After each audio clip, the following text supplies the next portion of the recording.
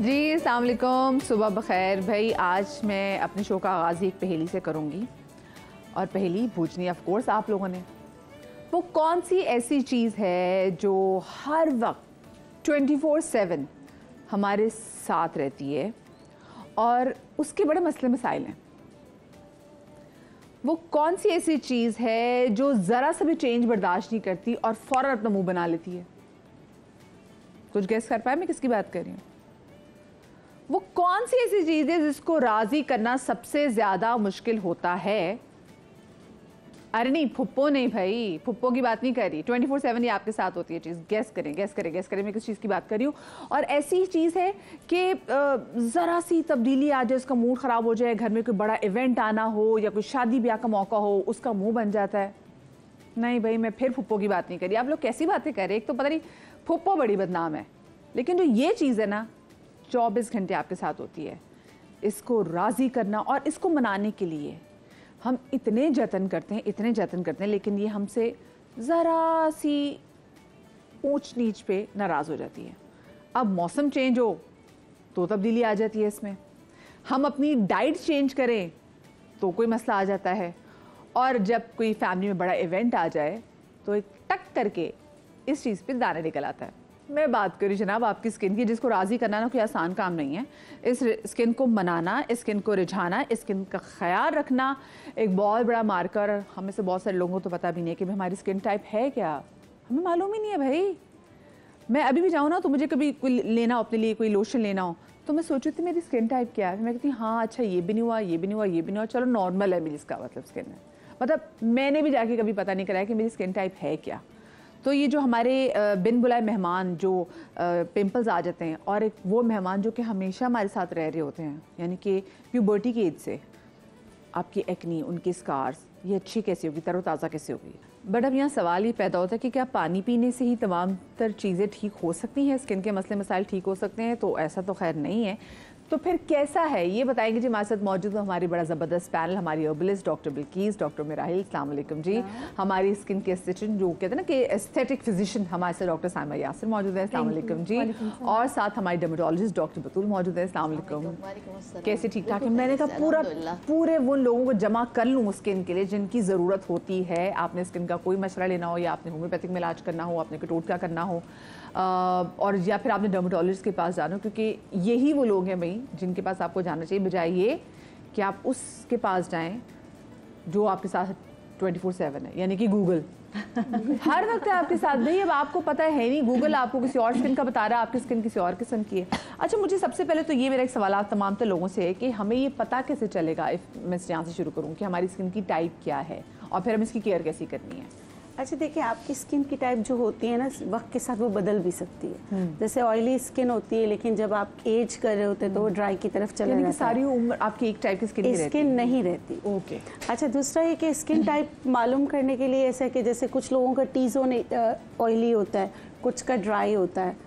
Wrinkles जो है dry skin पे जल्दी आ जाते हैं। टी जोन देखिए ये होता है, ये टी क्यों आ रहा है? हाँ ना, तो ये कॉम्बिनेशन स्किन भी हो सकती है। टाइप मालूम करने के लिए जब आप सुबह उठते हैं, मेरे उसके स्कूल ऑफ थॉट के हिसाब से, जब आप सुबह उठते हैं, आईना देखते हैं, आईना आपको आपकी स्किन टाइप बता देती है कि उसमें ऑयल प्रोड्यूस हो रहा है, रिंकल्स आ रहे हैं कैसी, तो वो आईना ही आपको बता देती है। सही, ठीक है डॉक्टर बतूल। अच्छा, सबसे इजी वे ये है कि आपने रात में फेस वॉश किया सिर्फ पानी से, आपने फेस वॉश या सोप नहीं यूज़ करना। फिर जब आप सुबह उठते हैं तो आप एक टिश्यू पेपर लेकर अपने फेस पे रख दीजिए।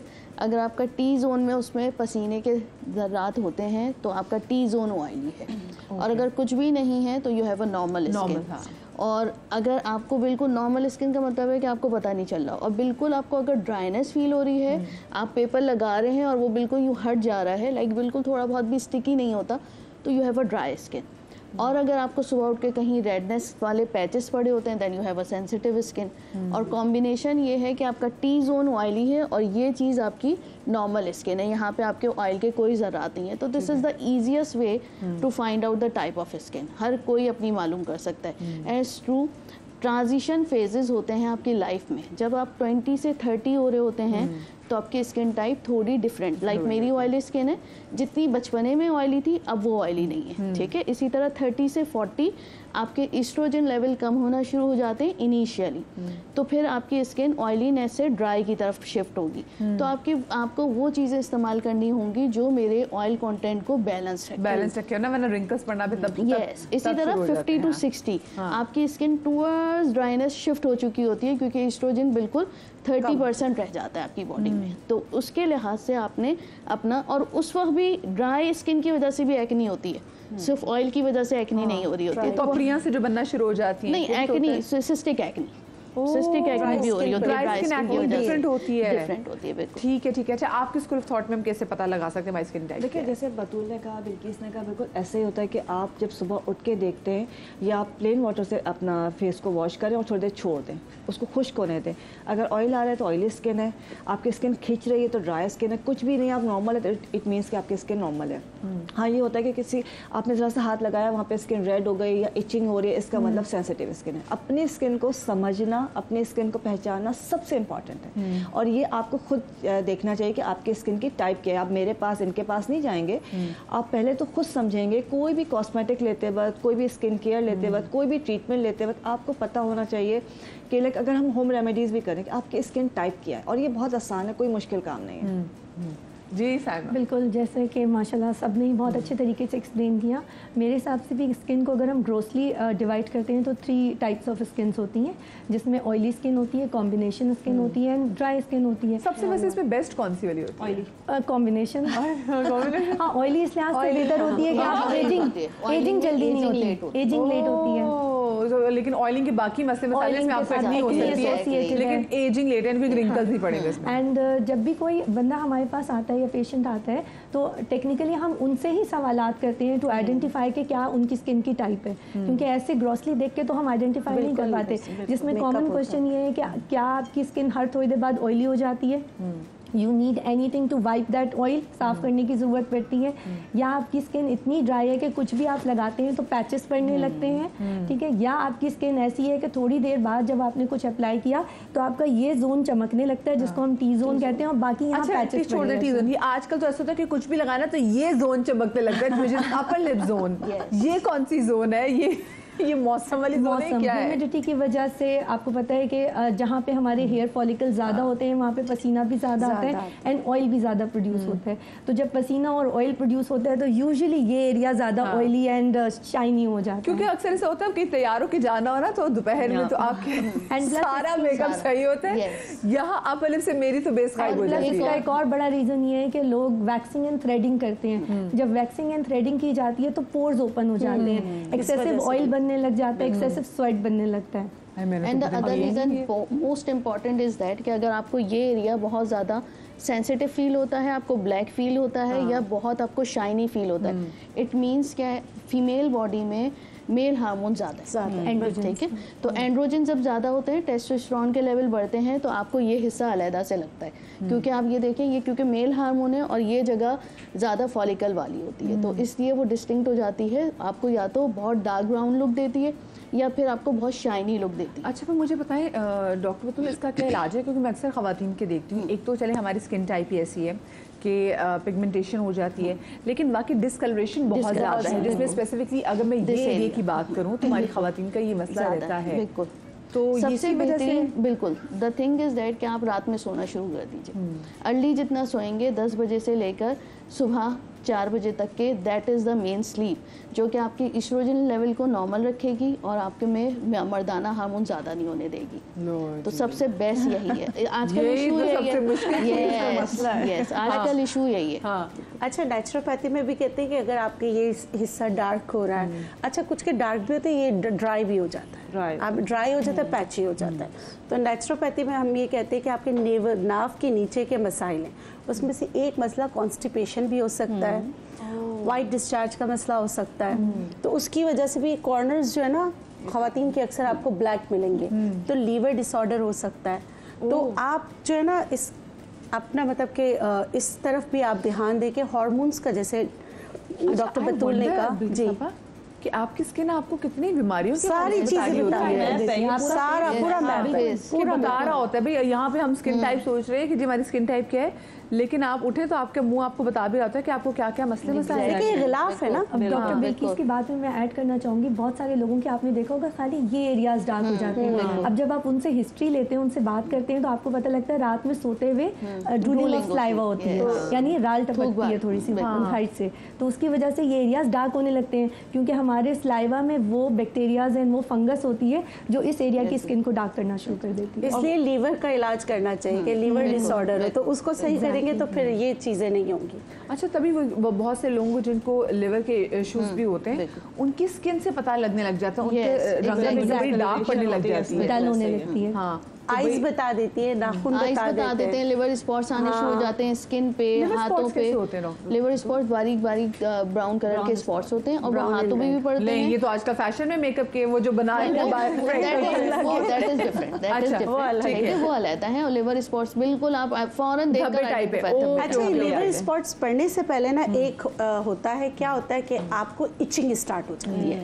आपकी अगर बॉडी इच कर रही हो और आप सुबह उठ के देखें ना जैसे तिल नुमा दाने हो रहे हैं, तो अपने जिगर का ख्याल करें। ये पहली इंडिकेशन है कि आपका लिवर जो है ना वो ट्रॉमा में, वो बहुत दुखी है, रो रहा है, वो बता रहा है आपको। तिल नुमा दाने, और ये कैसे तिल बढ़ जाती है? मतलब आपको ऐसा होता है स्किन के कलर के होते हैं, ब्राउन से कलर का, लेकिन आपको लगता है सिर्फ कोई दाना सा फील होता है और वो फिर बाद स्पॉट बन जाता है। मतलब आप अक्सर ख़वातीन 35 के बाद 40 के बाद शिकायत करती है कि बस दाना बना था और फिर ब्राउन स्पॉट बन गया, वो एज स्पॉट्स या लिवर स्पॉट्स कहलाते हैं। अच्छा। तो वो दाने की सूरत में निकलता है, कोई कहता है पता शायद मोल निकल रहा है, लेकिन वो स्पॉट्स होते हैं। वो स्पॉट्स पूरी नेक पे इधर आ जाते हैं, आपके चेस्ट पे आ जाते हैं, आपके फेस पे आ जाते हैं, तो वो जो लिवर स्पॉट्स या एज स्पॉट्स कहलाते हैं। अच्छा, मुझे बताइए, ये जो जंक फूड जो हम खाते हैं बहुत ज़्यादा, और पहले तो खैर इतना नहीं खाया जाता था, लेकिन जो अब भी इनफैक्ट मुझे लगता है कंट्रोल हो गया है बहुत ज़्यादा, इसके हमारी स्किन पे क्या असरात होते हैं? अच्छा, मैं हमेशा ही कहती हूँ, पेशेंट भी आते हैं, गंदा तेल, गंदा खून, गंदी स्किन। दोबारा से बड़ी अच्छी बात लगी, क्या टैगलाइन है, मुझे लगा सही बना दूं इसमें। मैंने ये टैगलाइन बना ली है, गंदा तेल, गंदा खून, गंदी स्किन। ओए होए। And that starts from your oesophagus. जैसे ही आपकी ये ना नाली में गया, ये अपने किचन में ना हटाती करवा ले, एग्जैक्टली, इट्स वेरी नॉर्मल। हम जो है समझते हैं कि ना जो बाहर का खाना है वो बहुत सेफ है, और ये माइंडसेट बच्चों का बनता जा रहा है जिसको हमें हटाने की बहुत शदीद ज़रूरत है कि बाहर का तेल is not at all consumable ही नहीं है बिल्कुल। तो आप कम से कम जो है, बहुत रेयरली मैं कहती हूँ, आप सिर्फ एक दफ़ा महीने में अपने आप को ट्रीट दें, और उसके बाद भी दूसरे दिन आप अपने आप को क्यूकम्बर्स पे रखिए, आप फाइबर हस्क पे रखिए, डिटॉक्स कीजिए, ताकि वो आपका ऑयल जो है वो आपके निकल जाए बॉडी। अच्छा मदिया, मैंने ना फॉरेन कंट्री में एक सेमिनार फूड पे जो है ना अटेंड किया था, तो वहाँ मुझे एक बात बहुत अच्छी लगी थी। उन्होंने कहा था देखिए, हम भी है ना पैदा होते हैं, हमारी एज होती है, फिर हम ख़त्म हो जाते हैं। जो चीज़ ख़त्म नहीं होती वो आर्टिफिशियल होती है। आसानी से समझाने के लिए, आप बर्गर्स वगैरह बाहर से लाते हैं, जिस शेप में होता है ना, 10 दिन बाद उसको देखें वो उसी शेप में होगा, लेकिन अगर प्रिजर्वेटिव्स ये सारी चीज़ें होती है, लेकिन अगर आप एक उसके साथ सेप रख दें, वो सेप ख़त्म हो जाएगा, ठीक है, डिज़ोल्व हो जाएगा। तो आप सोचेंगे जो चीज़ आप खा रहे हो, जब उसने ब्रेक ही नहीं होना है, आपकी बॉडी का हिस्सा नहीं बनना है, तो वो क्या करेगा? वो आपके जिगर को ट्रॉमा देगा, फैटी लीवर करेगा, और उसके बाद आपको शुगर हो जाएगी। वो चीज़ें देखिए, बहुत सारे ऐसी चीज़ें, आप वो जैसे ड्रिंक्स है, फिजी ड्रिंक्स, आप अपने घर में ला के रखें, आप 10 दिन बाद देखिए, टेस्ट की मैं बात नहीं कर रही, क्या उनका रंगत ख़राब होती है, क्या वो चीज़ें ख़राब होती है, कोई बाहर से आप एनीथिंग। कॉलर हमारे साथ मौजूद है खुशाब से, निदा। अस्सलाम वालेकुम जी। वालेकुम सलाम जनाब, कैसे हैं? माशाल्लाह बहुत प्यारी आपने रौनक लगाई हुई है। बहुत शुक्रिया जी। इतनी ये वो प्यारी प्यारी खवातीन है जो आपको प्यारा कर देंगी। हाँ, यही तो बात है। और सब मेरी माशाल्लाह सब इतनी प्यारी इंफॉर्मेटिव बातें कर रहे हैं। अल्लाह करे मेरा भी मसला हल कर ले। हाँ बताइए। तो हाँ, तो मैंने ये पूछना था कि मेरी ये जो अपर लिप है, और इससे ये जिस तरह बता रही थी ना बिल्किस साहब, ये गुलाई में ये एक तो ये खुश्क हो जाता है ज्यादा सा, और दूसरा ये है कि मेरे पैरों के और हाथों में खुश्की रहती है, नाखूनों के इर्द गिर्द ना। तो वो खुश्की रहती है।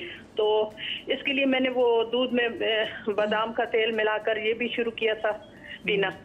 और दूसरा मैं वेजलीन वगैरह भी लगाती हूँ, मॉइस्चराइज भी रखती हूँ। इसके बावजूद जिस दिन छोड़ती हूँ मॉइस्चराइजिंग, तो 1-2 दिन की भी गलती हो जाए तो फिर खुश्क होना शुरू हो जाता है। चलें ठीक है, बहुत शुक्रिया आपकी कॉल का। हाँ जी। अच्छा देखिए, जैसे उन्होंने खुद बता दिया कि स्किन उनकी ड्राई रहती है और 1-2 दिन का भी नागा आता है तो ड्राइनेस हो जाती है। अच्छा, वो बादाम का तेल पी रही थी दूध में, लेकिन अगर वो कोकोनट ऑयल या जो है ऑलिव ऑयल, इसको डायरेक्ट पीना शुरू कर दें 1 टीस्पून रोजाना पीना है। अच्छा, उसके से पीना और नहीं। टाइमिंग्स क्या होने चाहिए? देखिए, सबसे अच्छा टाइम है या तो सुबह या फिर रात को, बेस्ट टाइम ये होता है। दूसरा, एक से पीना नहीं है, पीने के अलावा रात को सोते वक्त बेली बटन में नाक में डालना, लाजमी डालना है ड्रॉपर के साथ। ये हमने किसके साथ ये लगाना है? अपना कोकोनट ऑयल लगाना है। जो आप पी रहे हैं वही तेल जो है आपने अपने नाक के अंदर भरना है ड्रॉपर के साथ। वही तेल आपने नाक में नॉस्ट्रिल्स में डालना है, 2-2 कतरे अपने ड्रॉपर के साथ डालना है। और पैर के तलवों पे लाजमी लगाना है। वो रिफ्लेक्स जोन होता है, आपकी पूरी बॉडी को लुब्रिकेशन दे देगा वो। और आप सिर्फ कुछ अरसे करके देख लीजिए, आपकी जो ड्राइनेस है उसके अलावा इसबगोल खाना है, चिया सीड खाना है, ये रूटीन में बना लीजिए। अब ये ना क्या आगे जो मैं तो कनोला ऑयल जो है वो खा रही हूँ तो मैं वही कनोला ऑयल डाल रही। अच्छा मदिया, मैं एक चीज़ ऐड करना चाहूँगी। जैसे इन्होंने बताया कि मेरे नकल्स डार्क होना शुरू हो गए, ग्लाइकोलिक एसिड के टोनर्स बहुत अच्छे रहते हैं। उनको अगर आप regularly twice a day use करेंगे 2% to 5%, तो वो आपकी स्किन को डिसकलर थोड़ा सा लाइटन अप करते हैं। एंड प्लस जितना मॉइस्चराइज कर सकते हैं करें। हर थोड़ी देर बाद जितनी दफ़ा आप हाथ धो रहे हैं तो आपने उतनी दफ़ा अपने हाथों को प्रॉपर्ली मॉइस्चराइज करना है। रात में सोने से पहले कोई अच्छा लुब्रिकेंट कुछ नहीं मिल रहा, आप वेजलीन ले लें, पेट्रोलियम जेली हर जगह अवेलेबल होती है, उससे नकल का 4-5 मिनट तक मसाज करें and you can take a sleep और आपके नकल्स लाइटन अप होना शुरू हो जाए। और ये लगाना बहुत ज़रूरी है। आप पी रहे हैं, आप नाक में डाल रहे हैं, नाक में डाल रहे हैं, पैरों पे लगा रहे हैं, उसके अलावा आपको एक्स्ट्रा मॉइस्चराइजिंग करना ज़रूरी है। नहाने के बाद या वज़ू करने के बाद गीले बॉडी के ऊपर, गीले हाथों के ऊपर ग्लिसरीन या हल्का सा कोई भी मॉइस्चराइज़र लगा लें ताकि आपका मॉइस्चर जो है लॉक हो जाए। सही। अच्छा, मुझे बताएं विकी साहब, ये जो हम जो नाक में डालने का कहा जाता है ऑयल, इसका क्या फ़ायदा होता है? फिर जैसे उन्होंने बात की कि जैसे नाक में हमने डालना है, एक नाक में। अच्छा देखिए, नेचुरोपैथी में हम कहते हैं हमारा बेली बटन जो है ना एनर्जी सेंटर, तो आप अपने एनर्जी सेंटर को हाइड्रेट करते हैं। तो जिस तरह अगर आप ऑयल है, कोकोनट ऑयल बहुत अच्छा होता है, आलमंड ऑयल भी बहुत अच्छा होता है, लेकिन सुबह उठ के आपने साफ़ भी करना है। आपने नीम गर्म पानी से इसको साफ़ भी करना है। अगर आप साफ़ नहीं करेंगे ना तो फिर आप उसमें जो है ना इन्फेक्शन हो सकता है। अच्छा, जिनकी स्किन ड्राई रहती है उसको या तो आपने नहाना है, इसको साफ करें प्रॉपर। बिल्कुल। अच्छा, जिनकी स्किन ड्राई रहती है ना, तो मैं आपको श्रीलंका का एक टीचर थे, उन्होंने बताया था और मैंने सबको बताया, सबको बहुत फ़र्क पड़ा है अल्हम्दुलिल्लाह, आप लोग को भी पड़ेगा। कान में सरसों का तेल हफ्ते में 1 दफ़ा डालें, 1 ड्रॉप, 2 ड्रॉप। अच्छा, और रात को पाँव के मालिश जो है वो भी सरसों के तेल से करना है, नीम गर्म करके। बच्चों को भी कीजिए, या एटॉपिक डर्मेटाइटिस होता है ना बच्चों को, हो गर्मियों में हो या सर्दियों में, बिल्कुल आपने करना है। अच्छा, दूसरी चीज़, एक पॉइंट उन्होंने बताया था कि जैसे इस तरह करके ना आप अपनी उंगली कर लें ऐसे, ये देखें आपने हाथ रखा ना, तो ये जो आपका जहाँ आ रहा है ना, यहाँ भी आप सरसों का तेल लगाकर इसको क्लॉकवाइज और एंटी क्लॉकवाइज मसाज करें। ये जो सेंटर है ना, ये एंटी एजिंग कहलाता है, और सरसों के तेल से क्लॉकवाइज और एंटी क्लॉकवाइज। यानी कि आपने कहा कि यूं जहाँ 4 उंगलियां रखिए, फिर जहाँ ये अंगूठा जहाँ पर आए, ये देखिए खुद ही ऐसे आराम से खुल रहा है ना जहाँ अंगूठा, आप इसको प्रेस कर सकते हैं। हाँ, लेकिन यहाँ पे एक बात का ख्याल रखें, जो भी लगाए अपने हाथ का करें। हाँ, मतलब मैं आपको देख के नहीं बताऊंगी, आपने अपनी 4 हाँ, पता चले आप जरा अपना हाथ रखिए, अच्छा आपका अंगूठा अलग है। हाँ, ये यहाँ पर ना फिर आप मसाज करें। मैं तो ये सोचूं, मतलब ये कि सरसों के तेल के कितने फ़वाइद हैं, तो मेडिकल साइंस ने फ़वाइद को मानती है। अच्छा, मैं आप पे आती हूँ। मिसेस शाफ हमारी कॉलर हमारे साथ मौजूद है काफ़ी देर से। अस्सलाम वालेकुम। जी अस्सलाम वालेकुम। वालेकुम अस्सलाम। जी कैसे हैं? ठीक है, अलग शुक्र, ठीक। अच्छा, मेरी एक प्रॉब्लम ये मेरी नहीं है, एक्चुअली मेरी बेटी है 20 इयर्स की है ना। अच्छा, तो आपको खुद आवाज़ से 20 साल की लग रही है। और उसके शूज़ ये हैं कि साबित है उसकी वजह से, हालांकि उसके टेस्ट वगैरह मैंने करवाए हैं तो वो सारे ऑल क्लियर्स हैं, बट फिर भी ये कि स्टिल उसको जो है 6 मंथ्स में ऐसा PCOD का मसला हो जाता है, लेकिन उसकी स्किन पे जैसे पिंपल्स वगैरह निकल आते हैं, बिल्कुल बारीक बारीक से नहीं होते, वो वाले दाने निकल आते हैं और जो है वो थोड़ा वेट भी गेन हो जाता है। हालांकि वो लगती दुबली पतली हैं लेकिन उनका फिर भी वेट जो है उनका अबव हो जाता है 2 kg 3 kg। अगर वो 4 मंथ्स जो है वो उनको नहीं हो पीरियड्स तो। अच्छा ठीक है, आप लोगों से कुछ पूछना चाहते हैं? नहीं, दाने जो होते हैं पूरे फेस पे होते हैं कि एक तो हार्मोनल इम्बैलेंस की वजह से भी हो जाए और स्किन पे इस तरह दाने निकल आते हैं तो फिर किस तरह उसको रिलीफ करें दोनों चीज़ों का। अल्ट्रासाउंड करा लें पॉलीसिस्टिक ओवरीज है। चलें ठीक है। अच्छा डॉक्टर मिस बतूल कह रही है कि वैसे अल्ट्रासाउंड करा लें, आपने करवाया है अपनी बेटी का अभी तक पॉलीसिस्टिक ओवरीज? सॉरी दोबारा बोलिएगा। अल्ट्रासाउंड करवाया है आपने? या एग्जैक्टली, मैंने अल्ट्रासाउंड भी करवाए हैं और उनकी एक टेस्ट होता है, मेन टेस्ट होता है, वो मैंने वो भी करवाया खान से, तो दोनों क्लियर थे। और मैं एक चीज़ पूछना चाहूँगी कि स्किन केयर रूटीन क्या है डेली? बच्ची की स्कूल जाती है, कॉलेज जाती है और सन ब्लॉक लगाती है? वो यूनिवर्सिटी गोइंग बच्ची है। University going. And sun block वगैरह का इस्तेमाल करती हैं? सॉरी मुझे आपकी आवाज़ थोड़ी। सन ब्लॉक का इस्तेमाल करती हैं वो? दोबारा बोलिए। सन ब्लॉक का इस्तेमाल करती हैं वो? जी एग्जैक्टली, मेडिकेटेड सन ब्लॉक भी यूज़ करती है और बाकी कोई मेडिसिन मैंने नहीं दिए थे क्योंकि जब इम्बैलेंस का इश्यूज था तो वो मैंने उसको डेयान 35 वगैरह दे के भी क्लियर करवा लिया था, लेकिन वो उससे काफ़ी तबीयत ख़राब होती है, फिर वो आपको पता है ना, फिर प्रॉब्लम्स आ जाते हैं बहुत सारे, वॉमिटिंग वगैरह। अच्छा सर में खुश्की तो नहीं है? पूछ लीजिए। आपकी बेटी की सर में ड्राइनेस तो नहीं है, खुश्की तो नहीं है? एग्जैक्टली बिल्कुल है। ठीक है, चलें ठीक है, बहुत शुक्रिया आपकी कॉल का।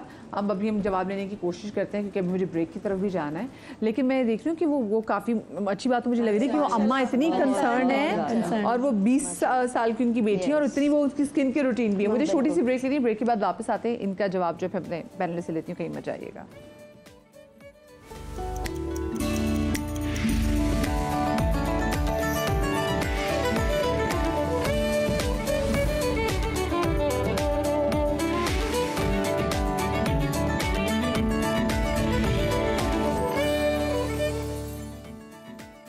Welcome back after the break. वैसे हम ब्रेक में ये बात कर रहे थे कि भाई कितनी ज़बरदस्त बात है, मैं इतनी इम्प्रेस हुई जिस अम्मा की हमें कॉल आई थी कि अपनी बच्ची के बारे में इतनी कंसर्न थी, बच्ची के स्किन इश्यूज़ को लेके, कि अभी हम डिस्कस कर रहे थे कि मेरी अम्मा ने तो ना मतलब मेरे अपर लिप्स भी नहीं कराए थे, तो जी मुझे निकले, अब मैंने कहा नहीं करानी, किसको दिखा रही है? तो बड़ी मुश्किल से मेरी बड़ी बहन, वो तो शुक्र है वो थी, तो उसने जाके मेरे अपर लिप्स वगैरह करा लिए। मैं उसके आज तक मैं अपनी बहन की शुक्रगुजार हूँ कि उसने मेरा ख्याल रखा। मेरी अम्मी को था नहीं, जब तक कॉलेज नहीं एंटर होगी ना कुछ भी नहीं करना, लेकिन आजकल की अम्मा जो बड़ा ख्याल करती है। अच्छा जवाब ले लेते उनका जी। और मैं जब कॉलेज में गई थी ना, मैंने आईब्रो बनाए थे, तो फिर मैंने अपने अब्बा से ना घूंघट कर लिया था कि उनको पता ना चले कि आईब्रो बने हुए।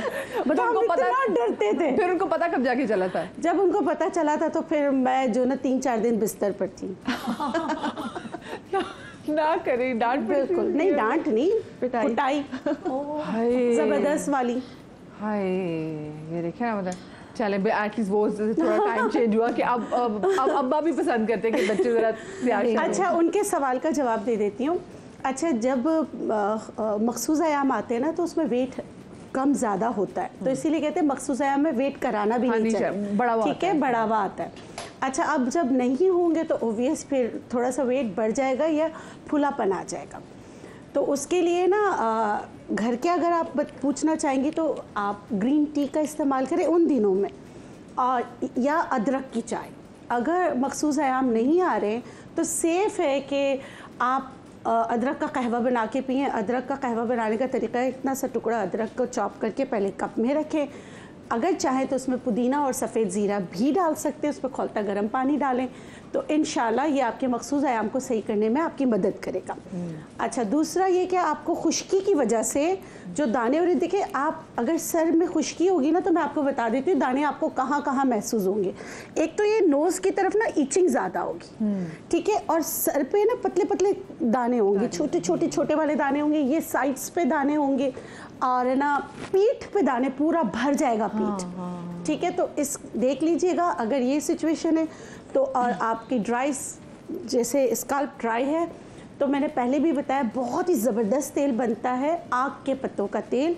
आप आक के पत्तों को पहले पानी में उबाल लें, फिर उसमें तिल का तेल डालें, आपका ज़बरदस्त खुश्की के लिए, बहुत सारे मसाइल के लिए ऑयल तैयार हो जाएगा। उसकी ऑयलिंग हफ्ते में 3 बार कीजिए तो इंशाल्लाह आपका जो ड्राइनेस है वो कंट्रोल हो जाएगा, डैंड्रफ कंट्रोल रहेगा। और मीठा बिल्कुल नहीं खाना। अच्छा, मीठा बिल्कुल नहीं।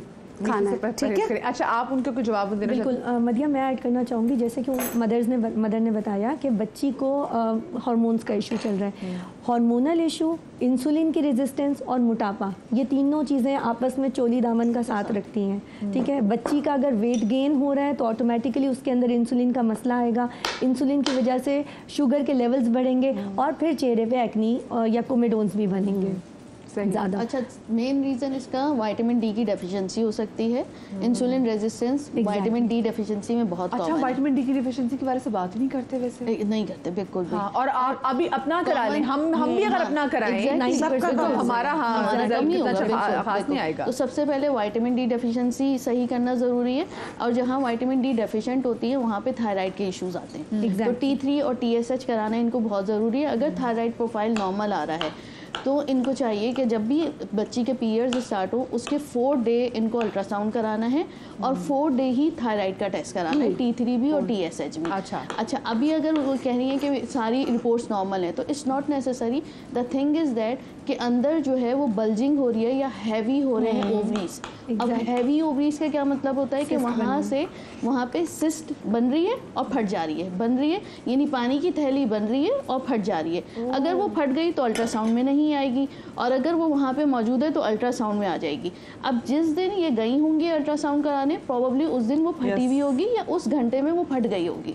हर 2 घंटे पे बनने का और फटने का अमल होता रहता है। तो it's not necessary, it's not necessary कि पेशेंट अगर हमारे पास नॉर्मल पिक्चर लेकर आ रहा है अल्ट्रासाउंड की तो हम ये इमेजिन नहीं करें कि पेशेंट को पॉलीसिस्टिक ओवरीज नहीं है। हम साइन सिम्टम से उसको देखकर जज करते हैं कि इसको पॉलीसिस्टिक ओवेरियन सिंड्रोम ही है। तो she is a picture of polycystic ovarian syndrome. सिर्फ पॉलीसिस्टिक ओवरीज का इशू नहीं है, सिम्टोमेटिक भी होता है। ठीक है, अब ये इनके लिए बस ये ही एक जो है वो साइन है कि उन्होंने कहा कि 3 to 4 मंथ्स जो है नहीं होते पीरियड्स, वेट गेन है और छोटे छोटे दाने होने शुरू होते हैं। तो शी प्रोबेबली है 4 मंथ के बाद एक मंथ आते हैं, लेकिन 20 इयर्स में ये इशू नहीं होना चाहिए। अच्छा, अब मदिया, ये जो PCOS की ट्रीटमेंट है ये तो आपको पता है लॉन्ग टर्म चलती है। अब स्किन का क्या करें, जो स्किन बॉदर कर रही है बच्ची को, उसके लिए हम रेगुलरली बच्ची को हाइड्रा फेशियल्स करवा लें जिससे black head and white heads remove होते हैं।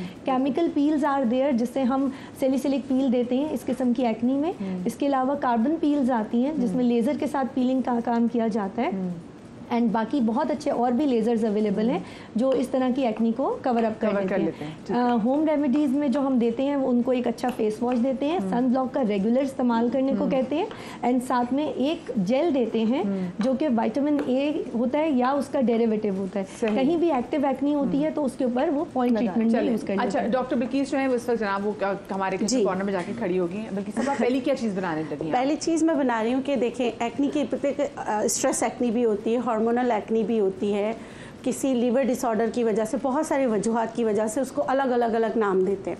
अब मैं आपको आसानी से बता देती हूँ कि अगर आपकी एक्नी इस टाइप की है कि मोटे मोटे दाने हो रहे हैं, चाहे वो सिस्टिक एक्नी हो या अंदर कॉर्न बन रहा हो, कुछ भी हो, लेकिन ऊपर से आपको लग रहा है कि आपको बहुत ज़्यादा पेनफुल है, दाने बहुत मोटे हो रहे हैं और एक दाने के साथ दूसरा दाना भी चिपक रहा है, आ रहा है, साथ साथ आ रहा है, तो आप घर में डॉक्टर को ज़रूर दिखाएं। अद्वियात खा रहे हैं बिल्कुल खाएं, लेकिन आपने कुछ चीज़ों का परहेज़ करना है। चीनी, गुड़, शक्कर, तीनों बिल्कुल भी आपने नहीं खाना। आपने बैंगन नहीं खाना, आपने लोबिया नहीं खाना, और आपने दूध का इस्तेमाल नहीं करना। आप ये करेंगे तो इंशाल्लाह हर दवा आपके लिए जो है ना दुआ बनकर लगेगी और आपकी एक्नी सही हो जाएगी। घर पे आप क्या कर सकते हैं इस सिचुएशन में? आपने लेना है एलोवेरा जेल। एलोवेरा जेल बाज़ार का नहीं लेना है, आपने खुद ही घर में जो है एलोवेरा जेल को निकाल लेना है, 2 चम्मच। अच्छा, लोग फिर भी ना बाजार वाले जेल को ना ज़्यादा वो खास समझते हो, जो घर में एलोवेरा ना उसको अहमियत ही नहीं देते, घर की मुर्गी दाल बराबर। अच्छा, मसला पता है क्या होता है, लोगों को पता नहीं होता कि एलोवेरा जेल निकालना कैसा है, क्योंकि उसके जो थॉर्न का ऑयल होता है ना वो आपके लिए नुकसानदेह होता है। हम लोग नेचुरोपैथी में किसी चीज़ को गलाना होता है ना तो हम वो ऑयल डालते हैं कि ताकि वो गल जाए। तो आपने वो जो थॉर्न है उनको बिल्कुल काट लेना है। काटने के बाद फिर जो उसका वाइट कलर का जेल है ना वो निकालना। ये याद रखिए, धोएं और उसका जो पीला पार्ट है उसको निकाल दें। सही है, वो हम मस्से जलाने के लिए, कुछ और चीज़ों के लिए हम इस्तेमाल करते हैं। अब एलोवेरा जेल ले लिया 2 चम्मच, नीम पाउडर बना लिया यहाँ पे 1 टीस्पून आप ले लीजिए। इसमें हल्दी 1 टीस्पून ले लीजिए, ठीक है। इसको अच्छी तरीके से मिक्स कीजिए। जब भी आप कोई 2 चीज़ें मिलाएं ना, उसको मिक्स अच्छी तरह कर लें। अब यहाँ क्या किया है मैंने, लहसुन जो है ना चॉप करके आप लहसुन का पानी बना लें, ठीक है। ठीक है। जैसे लहसुन को चॉप करके डालें तो ज़्यादा अच्छा है, ताकि अच्छा से इन्फ्यूजन निकल आए। वो आप इसमें 1 से 2 चम्मच शामिल कर लें, ठीक है। अब आपने इसको लगाना कैसे, पूरे चेहरे पे नहीं लगाना। जहाँ लहसुन का पानी इसमें डाला है उससे इचिंग तो नहीं होगी? बिल्कुल भी नहीं होगी। अगर लहसुन डायरेक्ट लगाएंगे ना तो फिर वो जल जाए उसके पान, ठीक है। इसमें क्योंकि लहसुन में सल्फर होता है और सल्फर आपकी स्किन को ट्रीट करता है, इचिंग को सही करता है, पेन को मैनेज करता है। जो बहुत ज़्यादा दर्द वाले दाने होते हैं उनके लिए बहुत बेहतरीन होम रेमेडी है। अब आपने क्या करना है, इसको कॉटन बड में या कॉटन बड से लेके जहाँ जहाँ आपको दाने हैं ना उसके इस तरह करके लगाएं।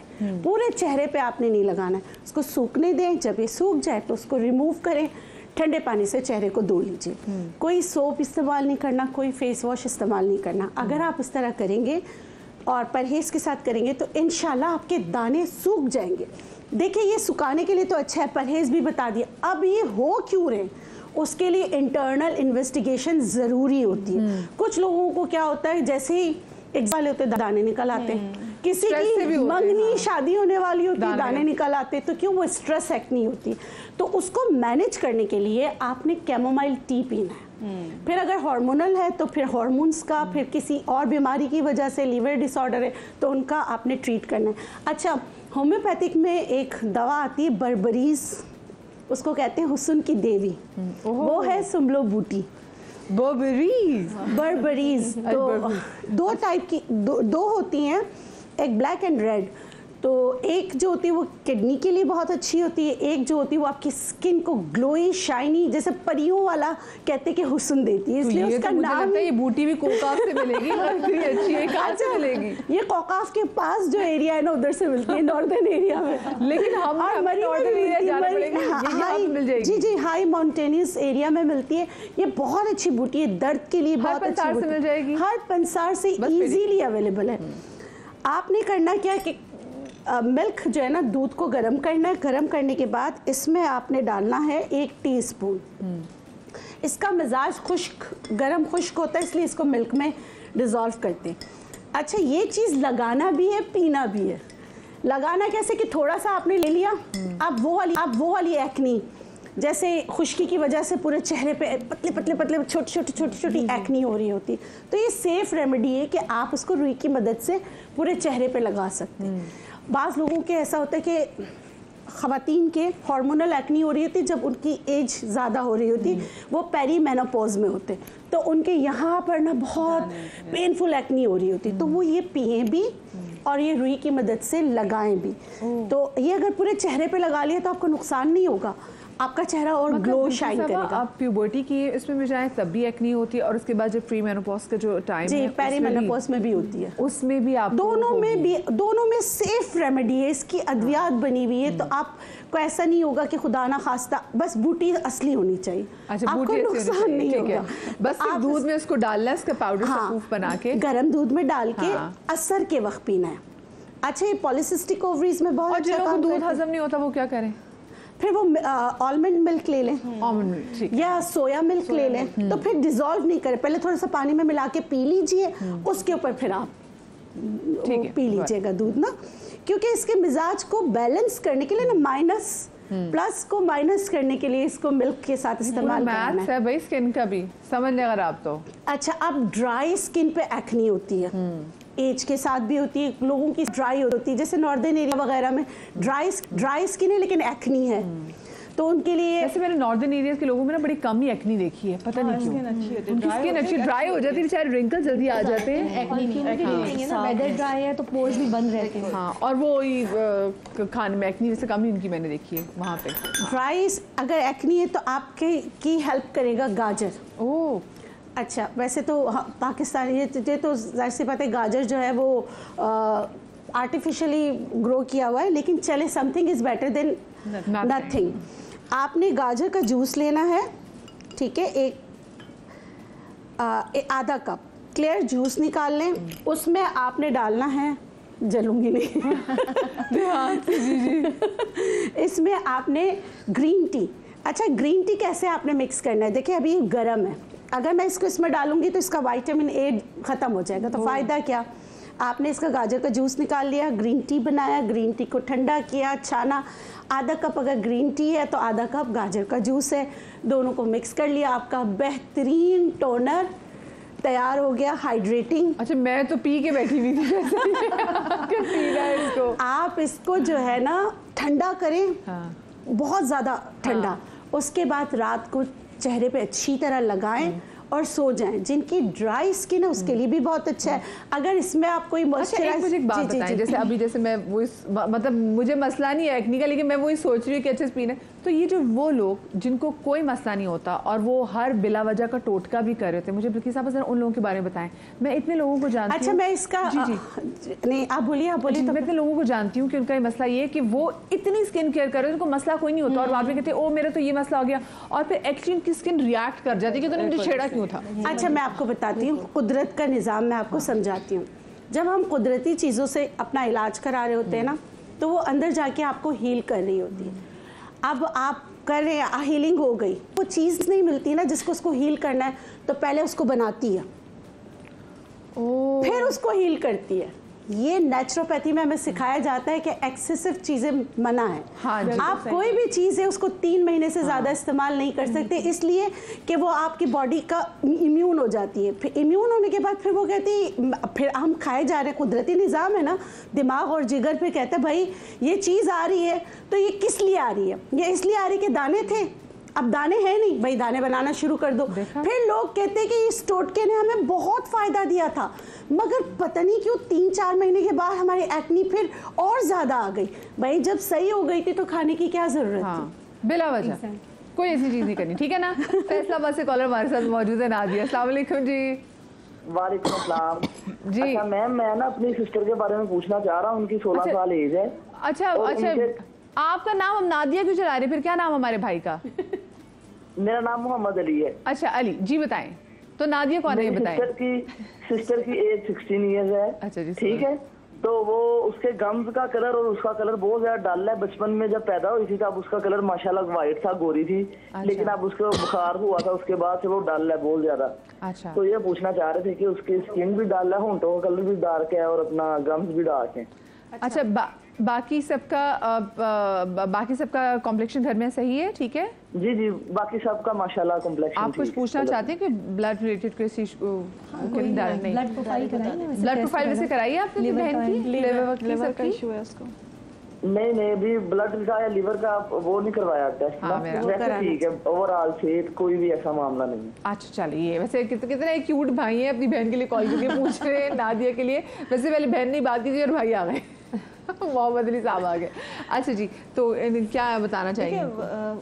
साफ अंदाज़ा हो रहा है कि लिवर का इशू है, गम्स भी डार्क है, स्किन का कलर भी डार्क हो गया है, कि इशू हुआ था, बुखार हुआ था, टाइफाइड हुआ है, कोई भी बुखार हुआ जिसकी वजह से उसकी बच्ची का कलर जो है ख़राब हो गया है। अब वो मेन जो चीज़ है, अब 16 ईयर्स बहुत ज़्यादा एज नहीं है।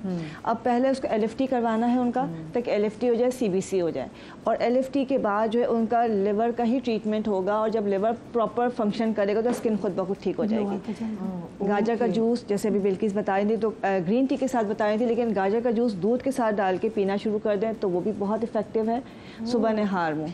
ठीक है। और उसके अलावा अक्सीर जिगर आता है, अर्के कासनी है, ये सब जिगर के लिए, लेकिन आप पहले LFT करवा लीजिए, उसकी रिपोर्ट्स आ जाए और ये तमाम चीज़ें आप साथ साथ इस्तेमाल कर सकते हैं। सही। अच्छा तरह में कॉलर भी का फ़ोन आता है, वो कहती है वो जो बूटी आपने इस्तेमाल की उसका नाम बता दे, भी इतना आसान नाम है, सुमलो बूटी। सुमलो बूटी। और ये बर्बरी कौन सी वाली थी? बर्बरीज इकोफोलियम।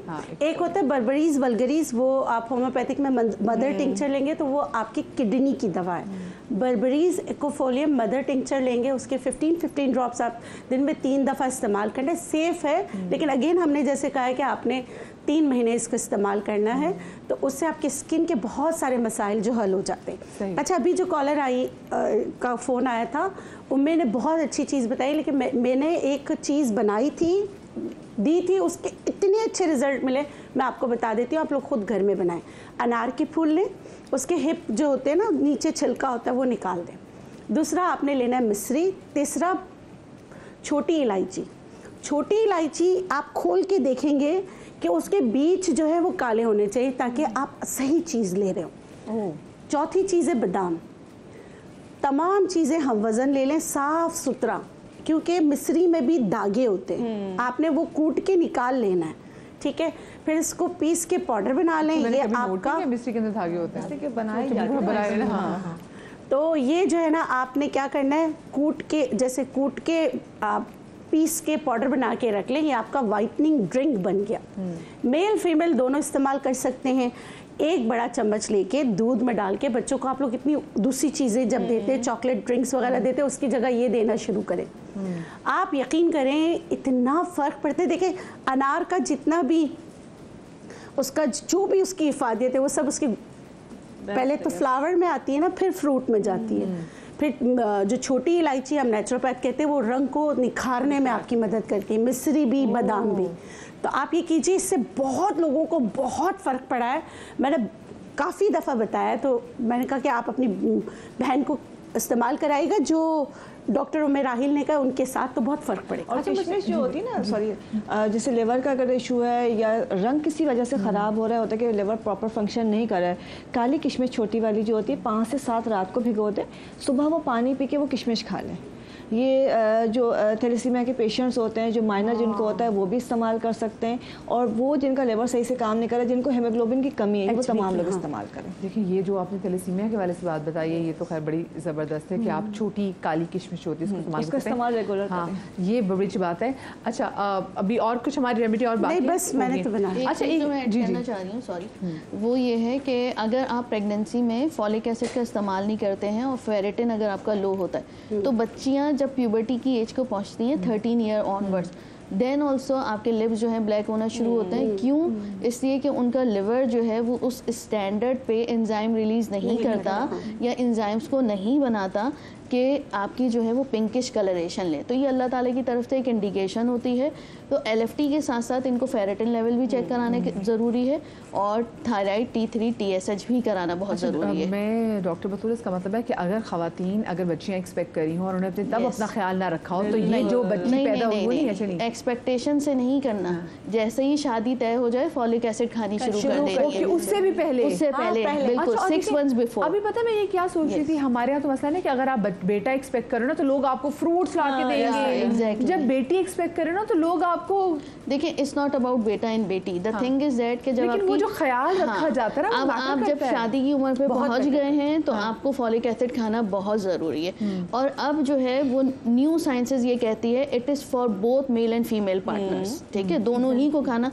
क्यों? इसलिए कि ना जो आपका स्ट्रक्चर होता है ना, एक लिवर का स्ट्रक्चर, और 4th मंथ पे जैसे ही हार्ट बीट आना शुरू हो जाती है तो आपका स्ट्रक्चर ये पूरा ये क्रेनियम या हड्डी का पार्ट कंप्लीट हो चुका होता है। इसकी डेवलपमेंट दिमाग के अंदर से सिर्फ और सिर्फ एक चीज़ कराती है और वो है फॉलिक एसिड। That's it. अच्छा, तो मेरे ख्याल से वैसे ही खाना चाहिए प्रेग्नेंट औरतों, क्योंकि मैंने भी अपनी प्रेगनेंसी में और बचपन में मुझे खून की कमी हो गई थी, तो मैंने तब मुझे डॉक्टर ने फॉलिक एसिड बताई थी। बिल्कुल, आप तब से रूटीन बना लीजिए जब आपको पता है, तो भी आपको फॉलिक एसिड देते हैं। अच्छा, इसमें मैं ऐड करना चाहूँगी, जैसे बच्ची अब ग्रोइंग एज में है तो डेफिनेटली हम उनका लिवर का प्रोफाइल तो ज़रूर कराएंगे। इसके अलावा CBC ज़रूर करा के देखें। ग्रोइंग एज में अक्सर स्टार्ट हो रहे होते हैं पीरियड्स एंड एवरीथिंग, और बच्चा भाग दौड़ भी कर रहा है, खाने का इंटेक इतना अच्छा नहीं है, डाइट आपकी नहीं है, तो अनीमिया होने लगता है। अनीमिया की वजह से भी जो है वो आपका कॉम्प्लेक्शन डल होने लगता है। तो हम गोरा रहना is not everything, it's like a glow होना चाहिए फेस पे, व्हाटएवर यू हैव। मेरे तो जिंदगी में मसले मसाइल ही रहे। मैं तो शोज में, ये डॉक्टर बिल्की से में जानती है, मैं जब भी मॉर्निंग शो करती थी लोग मुझसे नाराज हो जाते थे,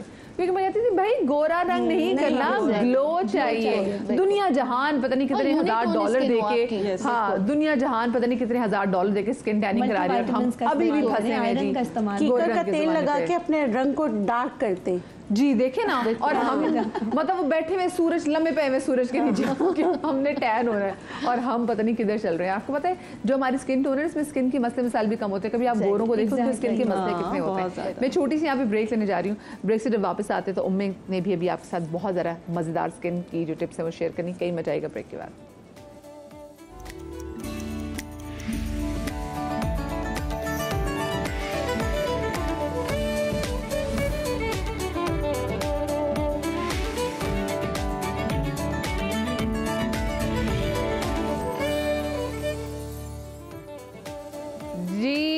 welcome back after the break. और आज हम बात कर रहे हैं आपके और अपने स्किन के मसले मसाइल के हवाले से। देखिए, कहीं कहीं तो अच्छी बात है आपको स्किन का ख्याल रखना चाहिए, लेकिन जहाँ पर हम बहुत ज़्यादा भी स्किन की जो है ना वो क्लेंजिंग और क्लेंजिंग के अलावा मैं देखती हूँ आजकल छोटी छोटी बच्चियाँ पता नहीं हाइलुरोनिक एसिड पता नहीं क्या कुछ उन्हें लगाना शुरू कर दिया हुआ है। तो उसकी एक पर्टिकुलर एज होती है भाई कि आपने इस एज के बाद स्किन की केयर शुरू करनी है, वरना मैं देखती हूँ कि वो बच्चियाँ जो 13-14 साल से स्किन का बहुत ज़्यादा ख्याल रख रही होती हैं, अब जब मैं इनको आके देख रही हूँ तो मैं कहती हूँ कि भाई ये इतनी जल्दी इनकी स्किन के साथ इतने मसले मसाइल क्यों हो गए हुए हैं। और उसमें सबसे ज़्यादा रोल जो है आप मीडिया का, सोशल मीडिया स्पेशली इंस्टाग्राम। ठीक है, मेरे पास एक 17 इयर्स की बच्ची आई है और शी लिव्स विद दादी। उनके फादर मदर जो हैं वो ओमान में होते हैं, तो वो दादी आकर कह रही हैं बस ये पीछे पड़ी हुई है नियासिनामाइड का serum and she has a flawless skin, trust me. ठीक है, और literally also got a girl जो अपना बैग लेके आई थी और उसमें 24 to 28 क्रीम्स थी एंड सीरम्स थे एंड शी शोड मी मैं ये यूज़ करती हूँ, ये यूज़ करती हूँ, मैंने कहा तुम सबको बंद कर दो, तुम्हारी स्किन सही हो जाएगी। This is what we call skin diet. जैसे हम अपनी फूड के लिए डाइटिंग करते हैं वैसे अपनी स्किन डाइट भी करनी होती है। सही अल्लाह मियां, तो आपकी फ्लॉलेस स्किन है, आपको नियासिनामाइड लगाने की नीड ही नहीं है। आप जस्ट 17 इयर्स हैं, आपकी अच्छी खासी स्किन, इट मींस जो आप खा रहे हैं, क्या मसला है, जरूरत क्यों है? अच्छी वाली स्किन है फिर खराब हो जाएगी, फिर बाद में फिर रोएंगी पिटेंगी मेरी स्किन खराब होगी, फिर आप कॉल करेंगे डॉक्टर की समझने की जरूरत है। बतूल से साहिबा से मुझे इलाज बताएं। खुदा के लिए एक टाइम होता है उसकी बात करें, ज़्यादा सर पे मत सवार करें। जब बहुत ज़्यादा चीज़ें सरों पे सवार कर लेते हैं ना तभी वो जो चीज़ है ना वो ख़राब होना शुरू हो जाती है। कॉलर मौजूद है, पहले कॉलर से बात कर लेते हैं। कौन है जी हमारे साथ इस वक्त? अस्सलाम वालेकुम जी, महमूना जी है हमारे साथ। अस्सलाम वालेकुम जी। जी महमूना जी, क्या पूछना चाहेंगी? जी मेरी स्किन जो है ना बहुत ज़्यादा ख़राब है। पहले मेरी शादी को 10 साल हो गए हैं, उससे पहले से मुझे थोड़ी बहुत छाइयाँ थी। अब शादी के बाद और ज़्यादा मेरी छाइयाँ पूरे फेस में है मुझे छाइयाँ। और अब तो मुझे महीने 2 से तकरीबन ये दाने बहुत इचिंग करती हैं, दर्द होती है, इनमें खारिश होती है, पूरा चेहरा भरा हुआ है दानों से। फॉर्मूला क्रीम तो नहीं लगाया आपने? फॉर्मूला क्रीम तो नहीं लगाई थी? अच्छा सच से बताइएगा, लगाई थी आपने? फॉर्मूला क्रीम लगाई थी आपने? जी मैंने एक पार्लर वाले ने मुझे नाइट क्रीम दी थी, मैंने वो लगाई है, उससे मेरा चेहरा और भी खराब हो गया, छाइयाँ थोड़ी सी कम हुई थी। और बाकी मैं कुछ नहीं लगाती, इसी डर से कि मेरे और भी जल्द खराब हो जाएगी। उसके बाद कुछ बचता भी नहीं है। चलें चलें, एक डैमेज कर दिया। मैं बहुत से लोगों को हमेशा समझाती हूँ, बहुत शुक्रिया आपकी कॉल का। भाई मैं अक्सर लोगों को देखती हूँ कि जी अक्सर ख़वातीन मैं देखती हूँ कि उनकी स्किन ना वो जैसे धूप में जाती है रेड हो जाती है, और ये वाली जगह तो ना और बिल्कुल जो उन्होंने फॉर्मूला क्रीम लगाई होती ना उनकी स्किन दूर से पता चल रही होती है, क्योंकि उसकी तबाही ऐसी होती है कि वो दूर से बता रही होती है कि जी मैं इतनी तबाह हो चुकी हुई हूँ। तो खैर अब क्या करें, वो कर चुकी हुई हैं ये। अच्छा, अब सबसे पहले इम्पोर्टेंट ये है कि ये अपना हीमोग्लोबिन 12 तक के लेकर जाएं। अपना स्किन बैरियर सिस्टम बहुत अच्छा करें। स्किन बैरियर सिस्टम क्या होता है? अंदर 3rd लेयर से लेकर 1st लेयर तक के आपने उसको बहुत प्रोटेक्ट करना है।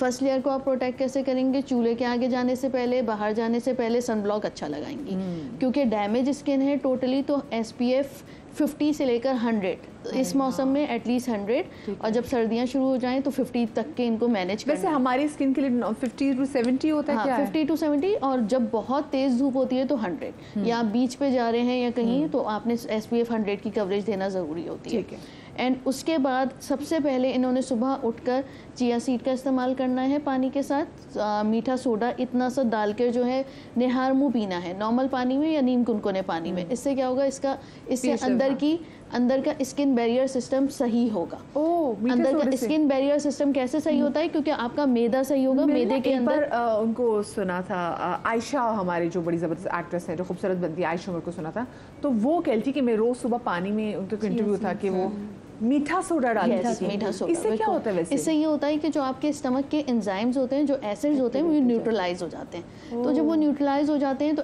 अब जैसे ये कह रही है कि मुझे एक्ने भी हो रही है, मोटे मोटे दाने और दर्द है उसमें, इनके लिए सबसे इफेक्टिव ये चीज़ होगी। It will work after 6 weeks, 6 हफ्ते लगेंगे इसको होने, लेकिन दिल बर्दाश्ता नहीं होना है। आपने कंसिस्टेंटली करना है 3 महीने, ये ना कि कहीं और चली जाए फिर उनसे दवाई लेनी शुरू कर दे। नहीं, क्योंकि हर चीज़ टाइम लेती है। फॉर्मूला क्रीम इस्तेमाल की है, स्टीरॉइड थे उसके अंदर स्किन की लेयर थिन आउट हो गई है, कोलेजन इलास्टिन खत्म हो गया।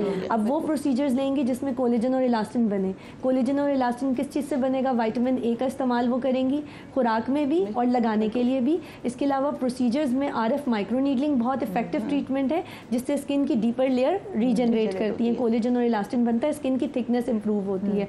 लेजर्स आते हैं बहुत सारे जो स्किन की इलास्टिसिटी को इंप्रूव करते हैं, एंड RF डिवाइसेस आती हैं जो रेगुलरली प्रोसीजर लेने से स्किन की थिकनेस इंप्रूव होती है। अच्छा, मुल्तान से हमारे साथ कॉलर मौजूद है सबा। अस्सलाम वालेकुम जी।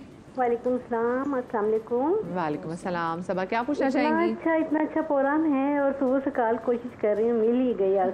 चले फाइनली। ओके, अच्छा मुझे पूछना था कि जैसे मुल्तान की बहुत ज्यादा गर्मी होती है, उसमें कम्प्लेक्शन जैसे डबल टून हो जाता है कम्प्लेक्शन, इसके लिए क्या हमें जैसे हम लोग लिक्विड फेस वॉश यूज़ करते हैं, इसके अलावा हमें पाउडर फॉर्म में अगर कोई बता सकता है कि जैसे सब लोग बहुत ज़्यादा जानते हैं हर चीज़ को, तो हमें उसका तरीक़ेकार बता सकते हैं कि पाउडर फॉर्म में हम फेस वॉश कैसे इस्तेमाल कर सकते हैं फेस धोने के लिए? पाउडर फॉर्म में हम क्या इस्तेमाल? सबा रुकिएगा, आपने कहा फेस वॉश। अच्छा, पाउडर फॉर्म में फेस वॉश कैसे इस्तेमाल कर सकते हैं, ये पूछ रही हैं? जी जी बिल्कुल। और वैसे मुल्तान के तो लोगों के लिए मुल्तानी मट्टी इतनी कमाल है, दुनिया जहान में भी इस्तेमाल कर रहे हैं। ओके ठीक है। नहीं कुछ बनता भी है ऐसा, मेरा हिल का है एक, बहुत ज्यादा फेमस भी है और हमने यूज भी किया है। अगर वो बताना चाहें तो बहुत ज्यादा अच्छा हो जाएगा। अरे बिल्कुल बताएंगे। इस वजह में हम लोग ऑयल नहीं यूज कर सकते बालों में लगाने के लिए, क्या कोई इस तरह से हो कि जैसे हम लोग बाहर से सीरम लेते हैं, उसका भी अगर बता दें तो बहुत अच्छा हो जाएगा। अच्छा चलें, ठीक है, बहुत शुक्रिया आपकी कॉल का। उम्मीद अच्छा, फेस वॉश पाउडर की बात करें, इसलिए कि एक पाउडर मैं बना के देती हूँ, इसलिए कि हम लोग डिफरेंट चीज़ें बना रहे होते हैं और बहुत से लोग चाहते हैं कि नेचुरल कुछ मिले, तो उसमें हमारा ऑरेंज पील होता है, गुलाब की पत्तियाँ होती हैं, सोप फ्लेक्स हैं, कोई भी नॉर्मल से साबुन लेके उसके फ्लेक्स ले लीजिए, उसको बारीक पाउडर बना लीजिए। उसके अलावा थोड़ा सा इसके अंदर संदल पाउडर डालेंगे। ये 3 तरह के पाउडर ले लीजिए। मेन है आपका संदल पाउडर हो गया, गुलाब की पत्तियाँ हो गई, आपका ऑरेंज पील हो गया, उसके अंदर आपने उसके हम वज़न ही डाल दिया है साबुन का पाउडर, और ये आपका बड़ा अच्छा सा मिक्सचर बन जाता है। उसमें अगर आपकी स्किन डैमेज है तो उसमें आप हल्दी ऐड कर सकते हैं थोड़ी सी।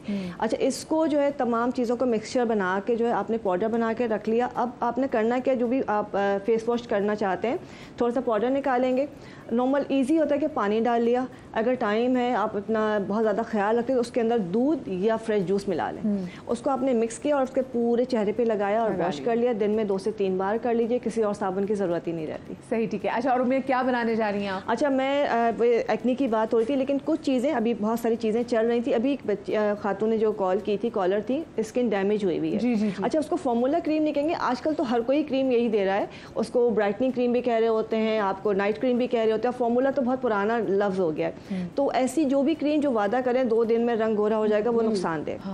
अच्छा, चाहे वो मेहंदी भी हो, क्योंकि अचानक कौन मेहंदी नहीं, कुछ भी नहीं होता वो, अचानक कोई भी काम नहीं हो सकता। स्किन जो है आपकी कभी भी रातों रात हेल्दी नहीं हो सकती। अगर आपकी अल्लाह ना करे किसी की भी डैमेज हो गई, मैं हमेशा बताती हूँ प्योर एलोवेरा जेल, मतलब आपका फ्रेश एलोवेरा जेल होना चाहिए, उसमें आपने मिलानी है हल्दी। आपने थोड़ा सा एलोवेरा जेल निकाला, उसमें हल्दी मिलाई, आपने रात को फेस वॉश किया और उसके बाद रात को ही फेस पे लगा लीजिए। जो डैमेज हुई हुई स्किन है केमिकल से, वो बहुत जल्दी से ठीक हो जाती है। सनब्लॉक लगाना ना भूलिएगा, बतूल ने बताया, सायमा ने बताया, ये सब चीज़ें कीजिए।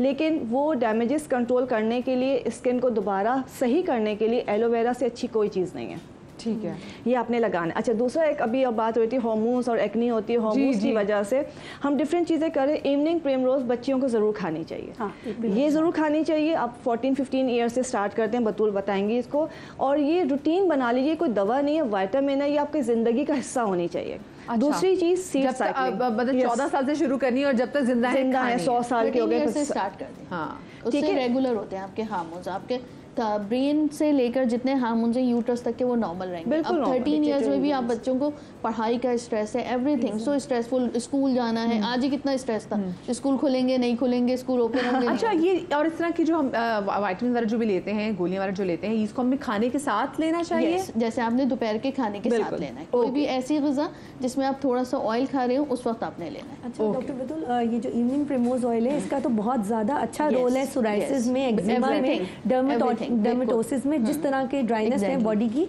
उसमें अगर आप लेंगे तो आपकी ऑल टाइप ऑफ ड्राइनेस भी खत्म हो जाएगी। जैसे कामचोर इंसान, आपके बाल, आपके स्किन, आपके घर पे लाके रखी हुई डिब्बी में इसको देख रहे थे, चलो मैं अमेरिका से लेकर आई थी, वो पड़ी हो, मुझे रोज हम उससे सलाम दुआ करते हैं, फिर वो अपने रास्ते में अपने रास्ते। लेकिन अब आप खाएंगी? अब खाना आज मैं खाऊंगी, because it delayed your hormones, आपके मेनोपॉज को डिलेट करता है। पेरीमेनोपॉजल जितने सिम्टम्स होते हैं उनको कंट्रोल करता है और ईस्ट्रोजन बॉडी में बढ़ाता है। अच्छा, पहले ही कहते थे खवातीन के लिए, अब इनफर्टिलिटी में हम लोग मेल को भी देते हैं। बिल्कुल, मेरे पास जब इनफर्टिलिटी के लिए आते हैं तो आप इनकी रिसर्च पढ़ लीजिएगा, इवनिंग प्रिमरोज ऑयल की, वो जो है ना मेल को भी दिया जाता है सोराइसिस, एक्जिमा, इनफर्टिलिटी में। अच्छा भाई, अब मुझे बताया, मैं कॉल लूँ कि मुझे उम्मे के पास भी जाना है। चले जल्दी से कॉल ले लेती हूँ। कुलसूम हमारे साथ है खानपुर से। अस्सलाम वालेकुम जी। हेलो हेलो जी, अस्सलाम वालेकुम कुलसूम, क्या पूछना चाहेंगी? जी मैं बात कर रही हूँ। जी बात करें। हाँ, आपका ना, मेरी जो स्किन है बहुत लाल हो गई है। लाल हो रही जी। अच्छा, उम्र क्या है आपकी? छाया पड़ गई है, झाइयाँ। मैं मिक्स क्रीम लगाती थी, उसके बाद मेरा चेहरा बहुत लाल हो गया है। अब कुछ भी लगाती। उम्र बता दीजिए आप अपनी। धूप में जाती हूँ, घर में एसी में, फिर भी मेरा चेहरा लाल है। ठीक है, आप उम्र बता दीजिए अपनी प्लीज। कुलसूम, आपकी उम्र क्या है? मेरी उम्र 36 साल। ठीक है, आपको बता देते हैं। चले, बहुत शुक्रिया आपकी कॉल का। अच्छा कुलसूम, आप शो देखती रहे, हम आपका वो जवाब बिल्कुल लेते हैं। मैं जरा उम्मे के पास। अच्छा देखिए, अभी फार्मूला का भी बताया। दूसरी चीज़ ये कि अभी जैसे इवनिंग प्रिमरोज की बात है, दूसरा बच्चियों को, खवातीन को सीड साइकिलिंग ज़रूर करनी चाहिए। अच्छा, उसमें इतना मुश्किल ना पड़े कि ये खाएंगे वो खाएंगे, चारों सीड्स मिला के उसमें 5वीं चीज़ आपने अखरोट डालने हैं और रोज़ाना 1 टीस्पून आपने कंज्यूम करना है। किसी भी टाइम कर लें, किसी भी तरह से कर लें। ये हो गया।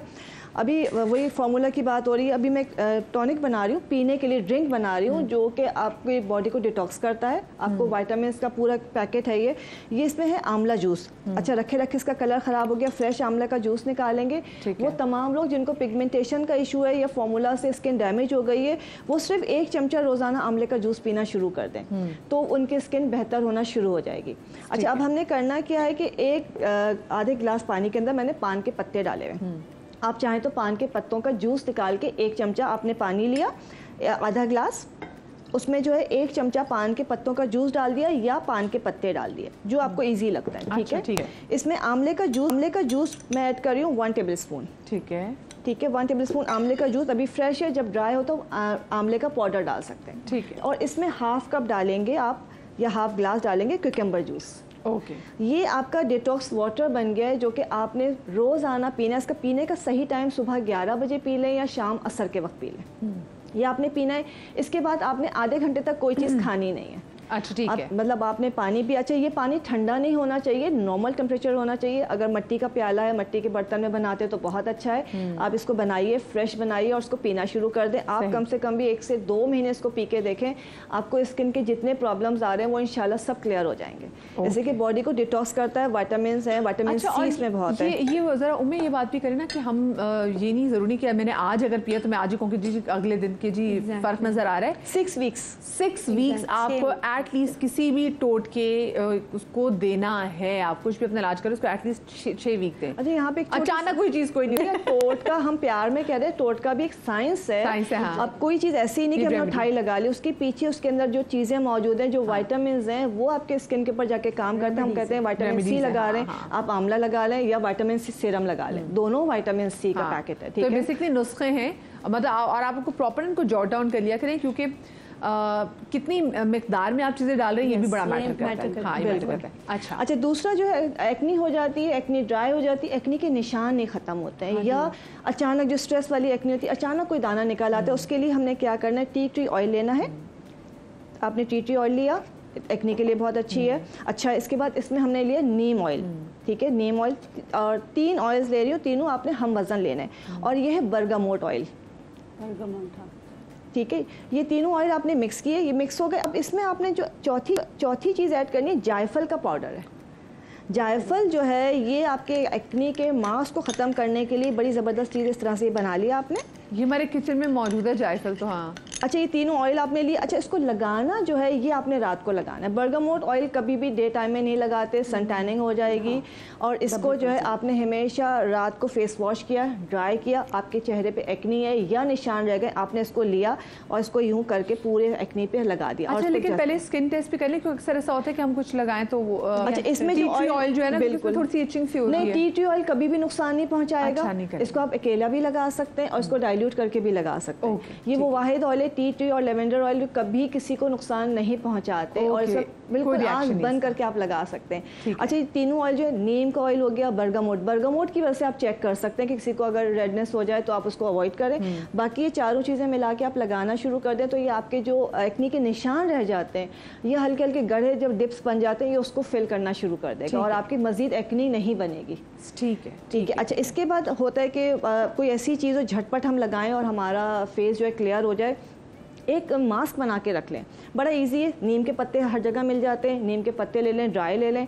उसके बाद आपने तुलसी के पत्ते लेने हैं, तुलसी ले लिया है। उसके बाद ये पुदीना आराम से मिल जाता है, ये ले लिया। इन तीनों का आपने हम वज़न लिया है और इसमें इसका पहले पाउडर बना लिया। अच्छा जितना आपने पाउडर बनाया तकरीबन आपने 1 टेबल स्पून आपने 3 चीज़ें ली, तुलसी, पुदीना और नीम। उसके बाद पाउडर बना के इसमें एक हिस्सा डाल लेंगे अपना हल्दी। ये आपका एक बड़ा अच्छा सा फेस पैक बन गया है। अगर किसी की स्किन बहुत ज़्यादा ऑयली है तो वो इसमें मुल्तानी मिट्टी ऐड कर सकते हैं और नहीं है तो फिर उसमें नहीं ऐड करेंगे। जिसको भी दाने निकलते हैं, कभी भी निकल आते हैं या निकलते रहते हैं या स्किन बहुत ज़्यादा ऑयली है, आपने 1 चमचा पाउडर लिया, उसमें रोज़ वाटर या प्लेन वाटर ऐड किया, मास्क बना के लगा लिया। 20 मिनट के लिए आपने मास्क को ड्राई होने दिया, उसके ठंडे यख पानी से फेस को वॉश कर लिया। वॉश करने के बाद आपने लाजमी सनब्लॉक लगाना है। अच्छा ठीक है। और बस उसके बाद आप देखेंगे आपकी एक्नी ड्राई होना शुरू हो जाएगी। इंटरनल इशू है उसको आपने लाजमी देखना है। सही, ठीक है, चलिए ये चीज़ भी होगी। अच्छा और नेक्स्ट आप कुछ बना रही? नहीं बस। अच्छा लेकिन मुझे बताएं, जो भी हमारी कॉलर का फ़ोन आया था और उन्होंने तबाही कर दी है, उन्होंने अपनी स्किन लाल कर दी है, क्या हो सकता है? हाँ अच्छा देखिए, डॉक्टर बतूल ने बताया। हाँ उमें आ जाए, अभी आ जाए। अच्छा आपने क्या करना है कि अब जाहिर सी बात है केला आराम से होता है, लेकिन वो केला नहीं जो आप फेंकना चाहें। जैसे होता है ना कि स्किन पे लगाना है तो वो लगाओ, भाई नहीं खा रहे बच्चे, सड़ गया है तो चलो लगा लो। ये गलती कभी भी नहीं कीजिएगा। बनाना जो आप खा रहे हैं वही एक इतना सा बाइट, 1 बाइट आप ले लीजिए, उसको मैश कीजिए, उसमें कॉर्न ऑयल डालिए। अच्छा बहुत कामिंग होता है। जैसे भुट्टे का तेल, ठीक है, आप उसको इसमें डाल दीजिए। अगर भुट्टे का ऑयल नहीं मिलता तो आप भुट्टे कॉर्न स्टार्च नहीं लीजिएगा, कॉर्न फ्लावर लीजिएगा। सही है, वो लेके वो उसमें मिक्स कर लें। मिक्स करने के बाद अंडे की जर्दी, देखिए फ्लावर और स्टार्च में फ़र्क है। हाँ तो आपने ना क्या करना है, अंडे की जर्दी, इनको अच्छी तरीके से मिक्स कर लें। ये आपकी स्किन को ना जो जल रही होती है उसको ठंडक पहुंचाने में आपकी मदद करेगी। आप इसको रोज़ाना लगाएं। लगाने का तरीका भी है कि लगा के ना आप टैप करें, रगड़े नहीं, टैप करें। ये भी आपने रात को करना है, 1 घंटे लगा रहने दें। साफ पानी से जैसे चेहरा को वॉश कर लें। फिर फेस वॉश वगैरह भी प्लीज़ आप फिर अपने डॉक्टर से पूछ कर आप इस्तेमाल करें। या अगर आपको घर का मैं बता दूँ, दही आपका फेस वॉश, सही, खट्टा वाला दही नहीं होना चाहिए, ताज़ा दही है उससे आप फेस वॉश करें, आपको बहुत फ़र्क पड़ेगा। अगर रोजेशिया है, फार्मूला क्रीम लगाकर आपकी स्किन ख़राब हुई है तो खाने के लिए बहुत पुराना नुस्खा है, मैं बता देती हूँ। मेहंदी के पत्ते साफ़ किए हुए, कोई उसमें ना तिनके वगैरह नहीं होने चाहिए। दूसरा नीम के पत्ते साफ़ किए हुए ताज़ा। अच्छा देखें, जब पत्तों को आप सुखाते हैं ना, उनका कलर थोड़ा सा डार्क कर चला जाता है, वो बिल्कुल येलो नहीं हो जाता। येलो वाले पत्ते नहीं लीजिएगा, आपको कोई फ़र्क नहीं पड़ेगा। और सना लीव, सना के पत्ते, तीनों पत्ते हम वज़न, सिर्फ पत्तों को पीस के पाउडर बना लीजिए। पाउडर बनाने के बाद 1 चुटकी नाश्ते के फ़ौरन बाद खा लीजिए। स्किन के जो मसाइल मैंने आपको बताया, अगर आप ये 3 महीने तक खाएंगे, आहिस्ता आहिस्ता आपकी स्किन बहुत अच्छी हो जाएगी। अच्छा ये दवा है। हम रिवर्स कर सकते हैं ऐसी कुछ? मैं आपको बताती हूँ, हम इंटरनल से स्टार्ट करती हूँ और एक्सटर्नल तक क्या है। इंटरनली क्या है कि सुबह उठ के सबसे पहले ये प्रोबायोटिक्स का इस्तेमाल करें। प्रोबायोटिक्स आपकी स्किन रीजनरेशन फास्ट कराता है, ठीक है। तो अंदर से जब आपकी इम्यूनिटी स्ट्रांग होगी तो आपकी स्किन में जो दही आ गया और क्या कुछ आ गया, और प्रोबायोटिक्स मिलते हैं, प्रोबायोटिक्स के नाम से भी मिलता है। और अगर आप नहीं लेना चाहते तो सुबह उठ के आप 2 केले खा लीजिए, ठीक है, इट्स अ बेस्ट। इसबगोल का इस्तेमाल कीजिए, ठीक है। एक दिन दही खा लीजिए, ठीक है। बट इसेंशियली जितनी स्किन इनकी रेड हो चुकी है, तो ये जो लाइट वो कह रही है मैं रोशनी में घर में भी होती हूँ तो लाल होती है, चूल्हे पे भी खड़े होना है, यस एग्जैक्टली, सारे काम करने हैं। तो आपने हर 15 दिन बाद 3 दिन तक के सुबह नेहार मुँह आधा घंटा पहले नाश्ते से प्रोबायोटिक्स लेने, साशे आते हैं बच्चों के, वो पानी में डालकर पी जाइए, ठीक है। नेचुरली रखना है, आप नेचुरली भी कर सकते हैं। ये करने के बाद आपने विटामिन ई ज़्यादा से ज़्यादा इस्तेमाल करना है, विटामिन सी का इस्तेमाल करना है। ये एंटीऑक्सीडेंट है, आपका कोलेजन बूस्ट करेंगे। जितना अच्छा कोलेजन बूस्ट होगा उतनी अच्छी तेज़ी से स्किन नॉर्मल होना शुरू होगी। सेकंड क्या है कि इन्होंने हीमोग्लोबिन बहुत अच्छा रखना है, 12 तक के उसको पहुंचाइए। नॉर्मल डाइट से फॉलिक एसिड लीजिए, उसके साथ साथ सुबह निहार मुँह सेब खाने की आदत डालें। आड़ू मौजूद है, प्लम्स मौजूद हैं, जितना खा सकती हैं 15 दिन में आराम से 12 मिलीग्राम हीमोग्लोबिन पे पहुंच जाएगा। जब पहुंच जाए उसके बाद कोलेजन रिच फूड्स खाएं, और जितना खाएंगी उतना फ़र्क पड़ेगा। खाने का अगर ज़्यादा शौक नहीं है या भूख कम लगती है तो कोलेजन की ड्रिप्स ले लीजिए। वो कोलेजन की ड्रिप्स लीजिए जिनमें एंटीऑक्सीडेंट भी शामिल हो और ग्लूटाथायोन भी शामिल हो। ठीक है। एक इनको, क्योंकि ये 36 ईयर्स ओल्ड है, तो 36 आफ्टर 30s आपका मेटाबॉलिज्म स्लो होने लग जाता है। तो आई विल प्रेफर कि she should take 1 trip at least, ठीक है। वैसे तो 1 to 6 लेना इनके लिए नॉर्मल है, ठीक है। अच्छा, इसके बाद सबसे पहले जब आपने कोलेजन ड्रिप्स ले ली, अब आप एक्सटर्नल ट्रीटमेंट्स में आ जाते हैं। आपकी स्किन सिर्फ क्रीम लगाने से नहीं सही हो जाएगी। इन दैट टाइम जो ये मैंने अभी 1 मंथ का बताया है, इसमें इनको सिर्फ जिंक ऑक्साइड फेस पे लगाना है ताकि स्किन रिपेयर करे। जिंक ऑक्साइड क्रीम मिल जाएगी, यस, इजीली हर जगह मिल जाती है। सस्ती से सस्ती भी मिलती है, महंगी से महंगी 400 से लेकर 4000 की मिलती है। जो इनकी अफोर्डेबिलिटी हो वो ये ले सकती है। इसके बाद इन्होंने टिक के करना है भाई, ये पूरा देखिए, ये पूरा एक मैंने पूरी यहाँ पे इनको जो है पूरी गाइडलाइंस क्या पूरे कंसल्टेशन दे रहे हैं हम फ्री में ना, ठीक है। तो अब अमल करना इनका काम है, बिल्कुल। और टिक के सुकून से। इसके बाद जब कोलेजन की ड्रिप लग गई तो आपकी बॉडी में कोलेजन ज़्यादा हुए, अब आपका प्लाज्मा बहुत इफेक्टिव होगा, उसमें ग्रोथ फैक्टर्स बहुत अच्छे होंगे। गो फॉर द पीआरपी के 2 से 3 सेशन लेने के बाद she can go for any laser. Carboxy करा सकती हैं, जो थोड़े बहुत मार्क्स बच जाएं इनके, उसमें कार्बोक्सी इफेक्टिव होगा, कार्बन लेज़र इफेक्टिव होगा, और जो है हाँ RF माइक्रो नीडलिंग, उसके अलावा हाइड्राफेशियल, ये सारी चीज़ें ये ले सकती हैं। एक चीज़ ऐड करना चाहूँगी, एक बड़ा प्रॉब्लम हमारा ये है कि कोई अगर पिगमेंटेशन के साथ आ रहा है तो बहुत इम्पेशेंट है। वो कहते हैं कि बस आप ट्रीटमेंट करें और हम ठीक हो जाएं। ऐसा पॉसिबल नहीं है। कम से कम भी आप 6 मंथ का टाइम देंगी, डॉक्टर के साथ कंसिस्टेंट रहेंगी और जो वो बता रहा है उसके बताए हुए तरीके पे चलेंगी। इट्स नॉट कि मैंने ट्रीटमेंट तो करा लिया है, मैं घर में कुछ यूज नहीं कर रही। सेगमेंट्स आपके लिए ना बाद में फेसबुक पे भी डलेंगे, आप यूट्यूब पे देख सकते हैं। अच्छा, कॉलर हमारे साथ काफी से वेट करें। फिजा हमारे साथ शेखुपुरा से। अस्सलाम वालेकुम जी। वालेकुम सलाम मैम, मुझे पूछना है डॉक्टर साहिबा से कि मेरे ना चेहरे पे फ्रैक्टल्स बहुत ज़्यादा है। अच्छा, तो आप मेरा एक बेटा है और एक बेटी है। बेटी के बाद मुझे ये ना चेहरे पे फ्रैक्टल्स आई हैं, और सी सेक्शन के बाद ही मुझे एथराइटिस का इशू हो गया है। तो शायद वो मेडिसिन की वजह से है। तो मेरे लास्ट टाइम जो है मुझे ट्रेक्जेट देते रहे हैं, तो उससे मेरे बाल झड़ना बंद हो गए थे, लेकिन अब उन्होंने फिर से मेडिसिन चेंज की है जिससे मेरे बाल बहुत ज़्यादा झड़ना शुरू हो गए हैं। मुझे अपने बालों के बारे में और अपनी स्किन के बारे में आपसे पता करना। एज बता दीजिए आप अपनी एज बता दीजिए फिजा। मेरी एज 30 ईयर है। 30 ईयर है, चले ठीक है। बहुत शुक्रिया जी आपकी कॉल का। हाँ अच्छा, मैं इसमें ऐड करना चाह रही थी, आप मेरे पास भी आते हैं जैसे कोलेजन ड्रिंक लगा, जैसे ड्रिप्स वगैरह लगा के सब कोलेजन ड्रिंक्स पीकर भी कहते हैं हमें फ़र्क नहीं पड़ा।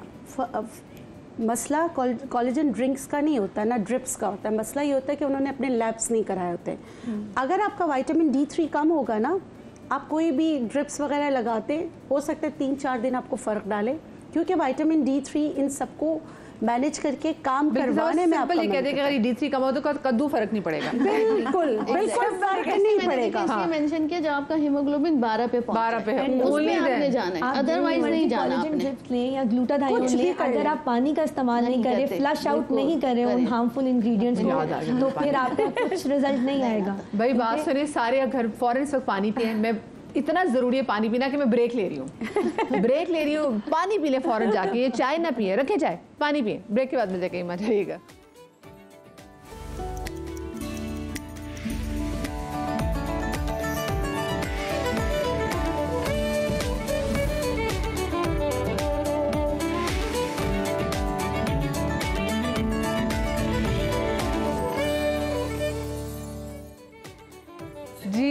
ब्रेक के बाद हम आपको एक बार फिर से खुशामदीद कहते हैं और क्यों हमारी डिस्कशन जारी होती है। ऑनर तो नहीं क्या कुछ? अच्छा ठीक है, हाँ कोई बात नहीं। मैं तो कुछ ही बोली थी। डॉक्टर बतूल जी हमारे साथ इस वक्त जो है किचन काउंटर पे जाके खड़ी हैं और हम उनसे पूछ रहे थे कि डॉक्टर बतूल क्या बनाने जा रही है। डॉक्टर बतूल, मैं बना रही हूँ टोनर जो एवरी टाइप ऑफ स्किन के लिए होगा, चाहे आपकी ड्राई है, कॉम्बिनेशन है, सेंसिटिव है। इससे basically skin barrier system strong होगा फ्रॉम बाहर की साइड। ठीक है, ठीक है। तो हाँ। जितना आप इसको इस्तेमाल करेंगे, जितना आप स्प्रे करेंगे, उतनी आपकी स्किन बेहतरीन होती चली जाएगी। और हमारे पास एक कॉलर थी जिनको इशू था हार्मोन्स का, और इनका तो छोटे छोटे दाने होने शुरू हैं। अगर वो ये आप स्प्रे करेंगी तो खुद ब खुद वाइट हेड, ब्लैक हेड्स फूल के ऊपर आ जाते हैं। और वो जब आप फेस वॉश करेंगे तो उसे क्लीन हो जाएंगे। ठीक है, ठीक है। मैं सबसे पहले पानी ले रही हूँ, ये सौंफ का पानी है। इसको हमने उबाल लिया, 1 चम्मच सौंफ, और फिर हमने इसको छान लिया। 4 चम्मच हमने सौंफ का पानी लिया। इसमें हम डालेंगे पुदीना, साबित पुदीना। ठीक है। डालने के बाद मैं इसमें शामिल करूँगी 1 चुटकी मीठा सोडा। इन सब चीज़ों को आपने मिक्स करना है। और देखिए 4 चम्मच पानी में 4 से 5 पुदीने के पत्ते डलेंगे। ठीक है। ये खुद ब खुद जब हमने सोडा डाला है तो ये खुद ब खुद अपना रंग छोड़ना शुरू कर देंगे। और उसके बाद आपने छान कर इसको बॉटल में फिल कर लेना है और स्प्रे करते रहना है। ठीक है। आप क्वांटिटी बढ़ाना चाह रहे हैं, इसी लिहाज से बढ़ाते चले जाइए। ठीक है। इसके बाद है हमारे पास फ्लैक्स सीड। फ्लैक्स सीड को हमने पका लेना है पानी में, और इसका जब जेल निकलता है उस जेल को आपने इस तरह लगाना है फेस पे। अच्छा। फ्लैक्स सीड में बेसिकली नेचुरल सिलिकॉन की ताकत होती है, वो आपके घड़ों को भरना शुरू करती है। हम एक्नी पे बहुत बात करते हैं कि एक्नी सही हो जाए, और लेकिन जो घड़े होते हैं वो बहुत टाइम टेकिंग होते हैं। हाँ। और उसके साथ साथ उसके ट्रीटमेंट्स भी एक्सपेंसिव होते हैं। तो कुछ सिलिकॉन जेल्स आते हैं, जैसे ये जेल है, इसको आप सिर्फ रात में फिलअप कर लीजिए। आप जहाँ जहाँ लगाएंगे वो आपकी स्किन ऊपर आनी शुरू होगी। बट द सेम थिंग कि आपने ये फ्लैक्स सीड खाना भी है सुबह, इसको क्रश कर लीजिए और गर्म पानी में डालकर सुबह पी जाइए। उससे आपका कोलेजन बूस्ट होना शुरू होगा। तो दीज आर कोलेजन बूस्टर्स। आप जैसे जैसे कोलेजन बूस्ट होगा, कोलेजन बूस्ट का क्या मतलब होता है? कोलेजन बूस्ट का मतलब होता है कि जो स्किन में कोलेजन है, जो आपकी हड्डियों में कोलेजन है, वो आपकी फर्स्ट लेयर पर आना शुरू होती है। तो क्या होता है, हड्डियों की रीमॉडलिंग भी बहुत अच्छी होती है, स्किन की रीमॉडलिंग भी बहुत अच्छी होती है। जब स्किन की रीमॉडलिंग होती है तो आपके घड़े बढ़ना शुरू हो जाते हैं। तो मैं पेशेंट से कहती हूँ, आप PRP करवा रहे हो, आप RF माइक्रो नीडलिंग, आप CO2, whatever treatment you are taking, आपको बूस्टिंग करना ज़रूरी है। हर ट्रीटमेंट उस वक्त सक्सेसफुल होता है जब इंटरनली भी काम करें और एक्सटर्नली भी। तो कोशिश करें कि जब आपको एक्ने स्कार्स हो गए हैं तो आपने फ्लैक्सीड का इस्तेमाल, अलसी का इस्तेमाल बहुत अच्छा करना है। ये टोनर बनाकर घर में रख लीजिए, इसमें कोई ऐसा इंग्रेडिएंट नहीं है जो हार्मफुल हो। लगाइए, दिन में 3 से ऐसी जगह पे रखिए जो आपके इन हैंड मौजूद हो, जहाँ पे आप बहुत दफ़ा गुजरते हो। आपने बॉटल उठाई, स्प्रे करना शुरू कर दिया। हाँ। तो जितना आप इसको इस्तेमाल करेंगे आपके घड़े मिनिमाइज होंगे, ओपन पोर्स खत्म होना, टाइट होना शुरू होंगे, और स्किन खुद ब खुद बैलेंस होती चली जाएगी, फ्लॉलेस होना शुरू हो जाएगी। हाँ। सबसे एक और इम्पॉर्टेंट चीज़ जो है वो 13 ईयर्स पे ब्लैक हेड और वाइट हेड का निकलना है। अब उस वक्त जो है बच्चे पूछते हैं हम कौन सी एक ऐसी क्रीम बता दीजिए जिससे ये वाइट हेड ब्लैक हेड्स ना हो। बहुत ऑड लगते हैं। स्पेशली मैं देखती हूँ मधिया कि लड़कियां तो बता देती हैं, डिस्कस कर लेती हैं, बच्चे शाय होते हैं लड़के। और मैं लड़कों का कॉन्फिडेंस लेवल देखती हूँ, काफी गिरता है, गिरने लग जाता है। और समहाउ घर का माहौल ऐसा नहीं होता कि पेरेंट्स से डिस्कस कर चीज़ें। तो बड़ी बहन आई मेरे पास, शी इज़ डूइंग MBA। तो बच्चा कोने से वापस आता है जब अम्मी अब वो चली जाती है बहन, और कहता है ये वाइट हेड ब्लैक हेड दोनों हो गए, बस एक छोटी सी क्रीम लिख कर दे दीजिए, बस लगाओ और ठीक हो जाए, मम्मा को नहीं बताइएगा। तो ये देखिए ये इश्यूज होते हैं। तो अपने बच्चों से इतनी दोस्ती करें कि वो आपसे हर चीज़, मुझे इतना प्यारा लगा वो बच्चा, मैंने फ़ौरन क्रीम लिख कर दी। मैंने कहा बेटा ये रात में लगाइएगा, it's not harmful at all. आप और सैलिसिलिक एसिड का क्लेंजर 12 साल के बाद बच्चों को सैलिसिलिक एसिड क्लेंजर पर शिफ्ट कीजिए, वाइट हेड ब्लैक हेड बनेंगे ही नहीं। सही, ठीक है। और ये क्रीम है जेंटामाइसिन, कोई भी जेंटामाइसिन 1% ले लीजिए, बच्चों को 12 साल के बाद लगानी शुरू कर दीजिए, वाइट हेड ब्लैक हेड नहीं बनेंगे, ताकि सिस्टिक एक्नी ना हो। ठीक है, ठीक है। और बस ये सारी चीज़ों का इस्तेमाल बहुत ज़रूरी। मुझे ये बताइएगा, हमारे कुछ दिनों पहले आजकल आपको पता है कराची में कितनी अच्छी हवाएं चल रही हैं, और कराची में कचरे का निज़ाम भी कितना अच्छा ठिकाने लगाने का, बड़ी अच्छी हवा चल रही है। और मैं कहीं जा रही थी, तो अब मैं तो गाड़ी में बैठी हुई थी, लेकिन जो हवा चल रही थी तो उसमें जो मेरे भाई बाइक पे बैठे हुए थे और जिन्होंने हेलमेट भी नहीं पहना हुआ था, तो यकीन माने मेरे को मैंने ज़िंदगी में इतनी तादाद में थैलियाँ कभी उड़ती हुई नहीं देखी। वो थैलियाँ उड़ रही हैं, वो किसी के मुंह पे भी आके लग रही है, तो बेचारे लोग। अब मैं सोची थी अगर ये इतनी गर्द उड़ रही है तो हम ठीक है, हम ख़वातीन की स्किन के मसले के हवाले से बात तो कर रहे हैं, लेकिन मर्दों की भी ऑफ कोर्स स्किन उतनी ही, एक तो एक्सपोज कहीं ज़्यादा है, ठीक है, तो उसकी भी इतनी केयर करने की ज़रूरत है। एक वो मेरे भाई जो कि हेलमेट नहीं लगाते और जो धूप में सारा बाइक चलाते हैं, और वो मेरी बहनें जो कि हिजाब लेती हैं, क्योंकि क्या होता है कि आपने अगर एक स्कार्फ लिया था घर से बाहर निकलने के लिए, तो वो स्कार्फ आप रोज़ नहीं धो रही, वो स्कार्फ आप धोती है तकरीबन कोई 1.5 हफ्ते बाद या हफ्ते बाद। अब वो जिसमें आपका पसीना जमा हुआ, उसके उसमें देखती हूँ कि यहाँ पे एक लाइन बन जाती है और यहाँ पे पिंपल्स भी, और सर में भी सीबम का एक अलग सा इशू हो जाता है। उसके लिए क्या कर सकते हैं? अच्छा, उसके लिए एक तो ये कि वॉशिंग, आप 4 से 5 हिजाब अपने पास रखिए ताकि आप डेली बेसिस पे चेंज कर सकें अगर वॉश नहीं कर पा रही हैं। एक तो आपको चेंज करना बहुत ज़रूरी है। सेकेंडली, आपने सबसे पहले टोनर का इस्तेमाल कीजिए। जब आप टोनर, आप स्किन बैलेंस ना देखिए, आप स्कार्फ पहनने से पहले आप टोनर स्प्रे कर लीजिए। And same goes for your head, ठीक है। आपका जो स्कैल्प है उस पर बाल जो नहीं टिकते हैं वो सिर्फ इसी वजह से हैं कि स्कैल्प के अंदर जो आपके इंग्रेडिएंट्स जा रहे हैं ना, जितनी धूल मिट्टी वो जाकर जम रही है, वो फॉलिकल को कमज़ोर कर रही है। तो कोशिश कीजिए कि रोज़मेरी वाटर आता है, रोज़मेरी वाटर उम्मे राहिल ने भी बहुत सारी बताए हुए, वो बना कर रखिए। सुबह आपने स्प्रे कर लिया, जब तक कि आप रेडी हो रही हैं वो ड्राई हो गया, उसके बाद आप हिजाब पहनिए ताकि, और फिर आकर जो है उसको नॉर्मल पीएच के शैम्पू से, न्यूट्रल पीएच के शैम्पू से वॉश कीजिए। कम पानी से कीजिए, पानी का भी एक इशू है पूरे पाकिस्तान में ही अब तो ऑलमोस्ट। तो एक मग्गा में कहती हूँ, आप सिर्फ आपने न्यूट्रल शैम्पू बनाना है बहुत डाइल्यूटेड फॉर्म में, आपने हल्का हल्का यूँ लगाया और फिर आपने एक मग्गा पानी डाल लिया। बहुत ज़्यादा आपको शैम्पू करने की नीड नहीं है। हिजाब का ये मतलब नहीं है कि आपने अपने बालों का ख्याल नहीं रखना या उन्हें वॉश नहीं करना।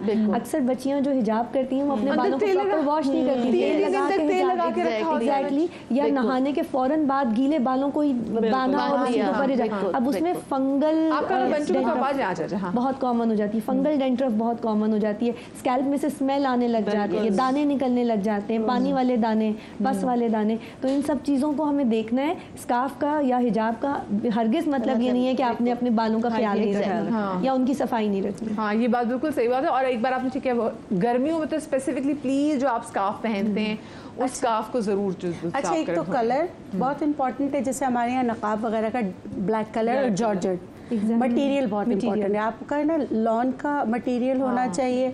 अच्छा, कुछ लोग मूनलाइट टाइप के ना बहुत ज़्यादा चमकीली चीज़ें पहन रहे होते हैं, वो भी नहीं करें। मैं नकाब के लिए भी उनको कहती हूँ आप पिंक कलर का इस्तेमाल करें, क्योंकि ब्लैक कलर हीट एब्जॉर्ब करता है। आप हीट में जा रहे हैं, हीट एब्जॉर्प्शन होती है, तो उस पर आपको छाइयाँ मलाजमा बहुत ज़्यादा, फिर आपके स्किन पोर्स तो खुलेंगे। मैंने बहुत सारी गर्ल्स को देखा है, आजकल तो मास्क लगाने का ट्रेंड है ना, डिस्पोजेबल मास्क को भी वो लोग नहीं फेंकते हैं और उसको रीयूज करते रहते हैं रिपीटली। जस्ट इमेजिन, जब तक वो व्हाइट से ब्राउन ना हो जाए। एग्जैक्टली। मैं मास्क के लिए भी कहती हूँ कि ना व्हाइट और ग्रीन कलर या ब्लू कलर का करें, ब्लैक वाला मास्क ना करें। और वो एक बार आपने पहने, क्योंकि आपके मुंह से जो निकल रही है ऑक्सीजन निकल रही है, हवा निकल रही है, तो उसमें भी इतनी कुछ चीज़ें होती है ना, वो उसको क्या कहती है कि जी आप उसको इन्फेक्टेड उसको कर रहे होते हैं, ठीक है ना।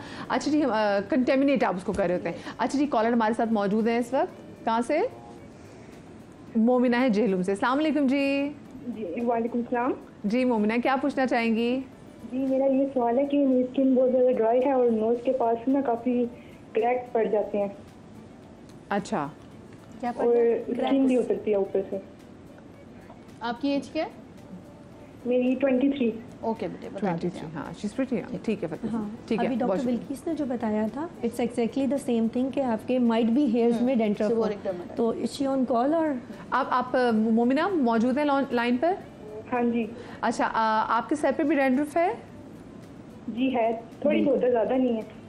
हाँ, तो ये वही डेंड्रफ का इश्यूज होते हैं जो आपकी ये नोज़ की लाइंस में आना शुरू हो जाते हैं, आपके आईब्रोज के ऊपर आ जाते हैं, सम टाइम आई लैशेस के ऊपर आ जाता है। इसको हम और ये सेबोरिक डर्मेटाइटिस होती है बेसिकली।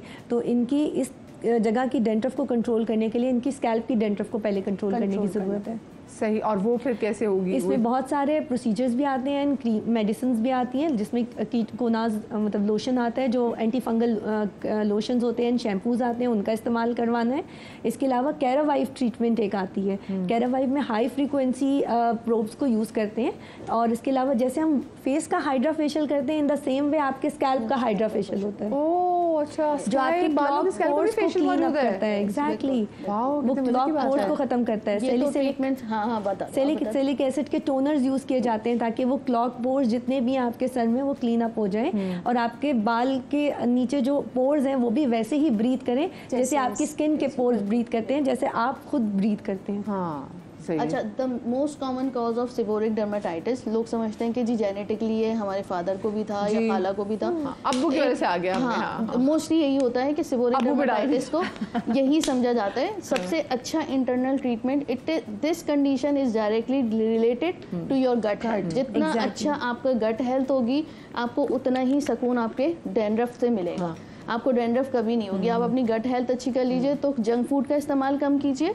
गट हेल्थ के लिए प्रीबायोटिक्स, हम जंक फूड हम खा रहे हैं, प्रीबायोटिक्स एंड प्रोबायोटिक्स का इस्तेमाल अच्छा कीजिए। सुबह निहार मुंह नाश्ता करने की आदत डालिए। निहार मुंह आपने प्रीबायोटिक्स लेने एक दिन और एक दिन प्रोबायोटिक्स लेने, ठीक है। दही, सेब, केला, ये अच्छा चले अब लगे हाथों मुझे बता दें कौन का जूस भी बहुत अच्छा होता है। ये मुझे बता दे लगे हाथों आप चारों कि वो 5 चीज़ें जो कि हमें अच्छी स्किन के लिए खानी है, वो 5 चीज़ें हमें अच्छी स्किन के लिए अपनी ज़िंदगी से माइनस करनी है। आपसे अच्छा, खानी है तो जो भी सीजनल फ्रूट है, वेजिटेबल है, वो तो आपने लाजमी खाना है। दही का इस्तेमाल ज़रूर करना है, लाजमी करना है। नट्स ज़रूर इस्तेमाल करना है, ठीक है। ये हो गया। पानी का इंटेक ज़रूर करना है, और अगर जूसेस पीना है तो फ्रेश जूस पीना है। कोई भी अच्छा अब नहीं जो करना है, प्रिजर्वेटिव आइटम्स इस्तेमाल नहीं करने हैं, फास्ट फूड को अवॉइड करना है, लेट नाइट खाने को अवॉइड करना है। स्ट्रेस नहीं, हाँ, स्ट्रेस तो खैर जिंदगी का हिस्सा है, लेकिन उस पर बर्दाश्त कर सके। हाँ, ये बात है, स्ट्रेस का लगता है जीना सीखना ही पड़ेगा। हैंडलिंग स्ट्रेस मैनेजमेंट बहुत जरूरी है। हाँ, तो बस बाकी फिर जिंदगी में तो चलता है, कुछ ना कुछ तो चलता है। बिजली नहीं, पानी, 10,000 चीज़ें, तो उसके साथ जीना और उसको संभालना सीख ले, मतलब ढीठ बन जाए। अच्छा, नेचुरोपैथी में ढीठ भी दूसरों बनेंगे ना जब आपकी इंटरनल इम्यूनिटी अच्छी होगी, जब आपकी गट हेल्थ अच्छी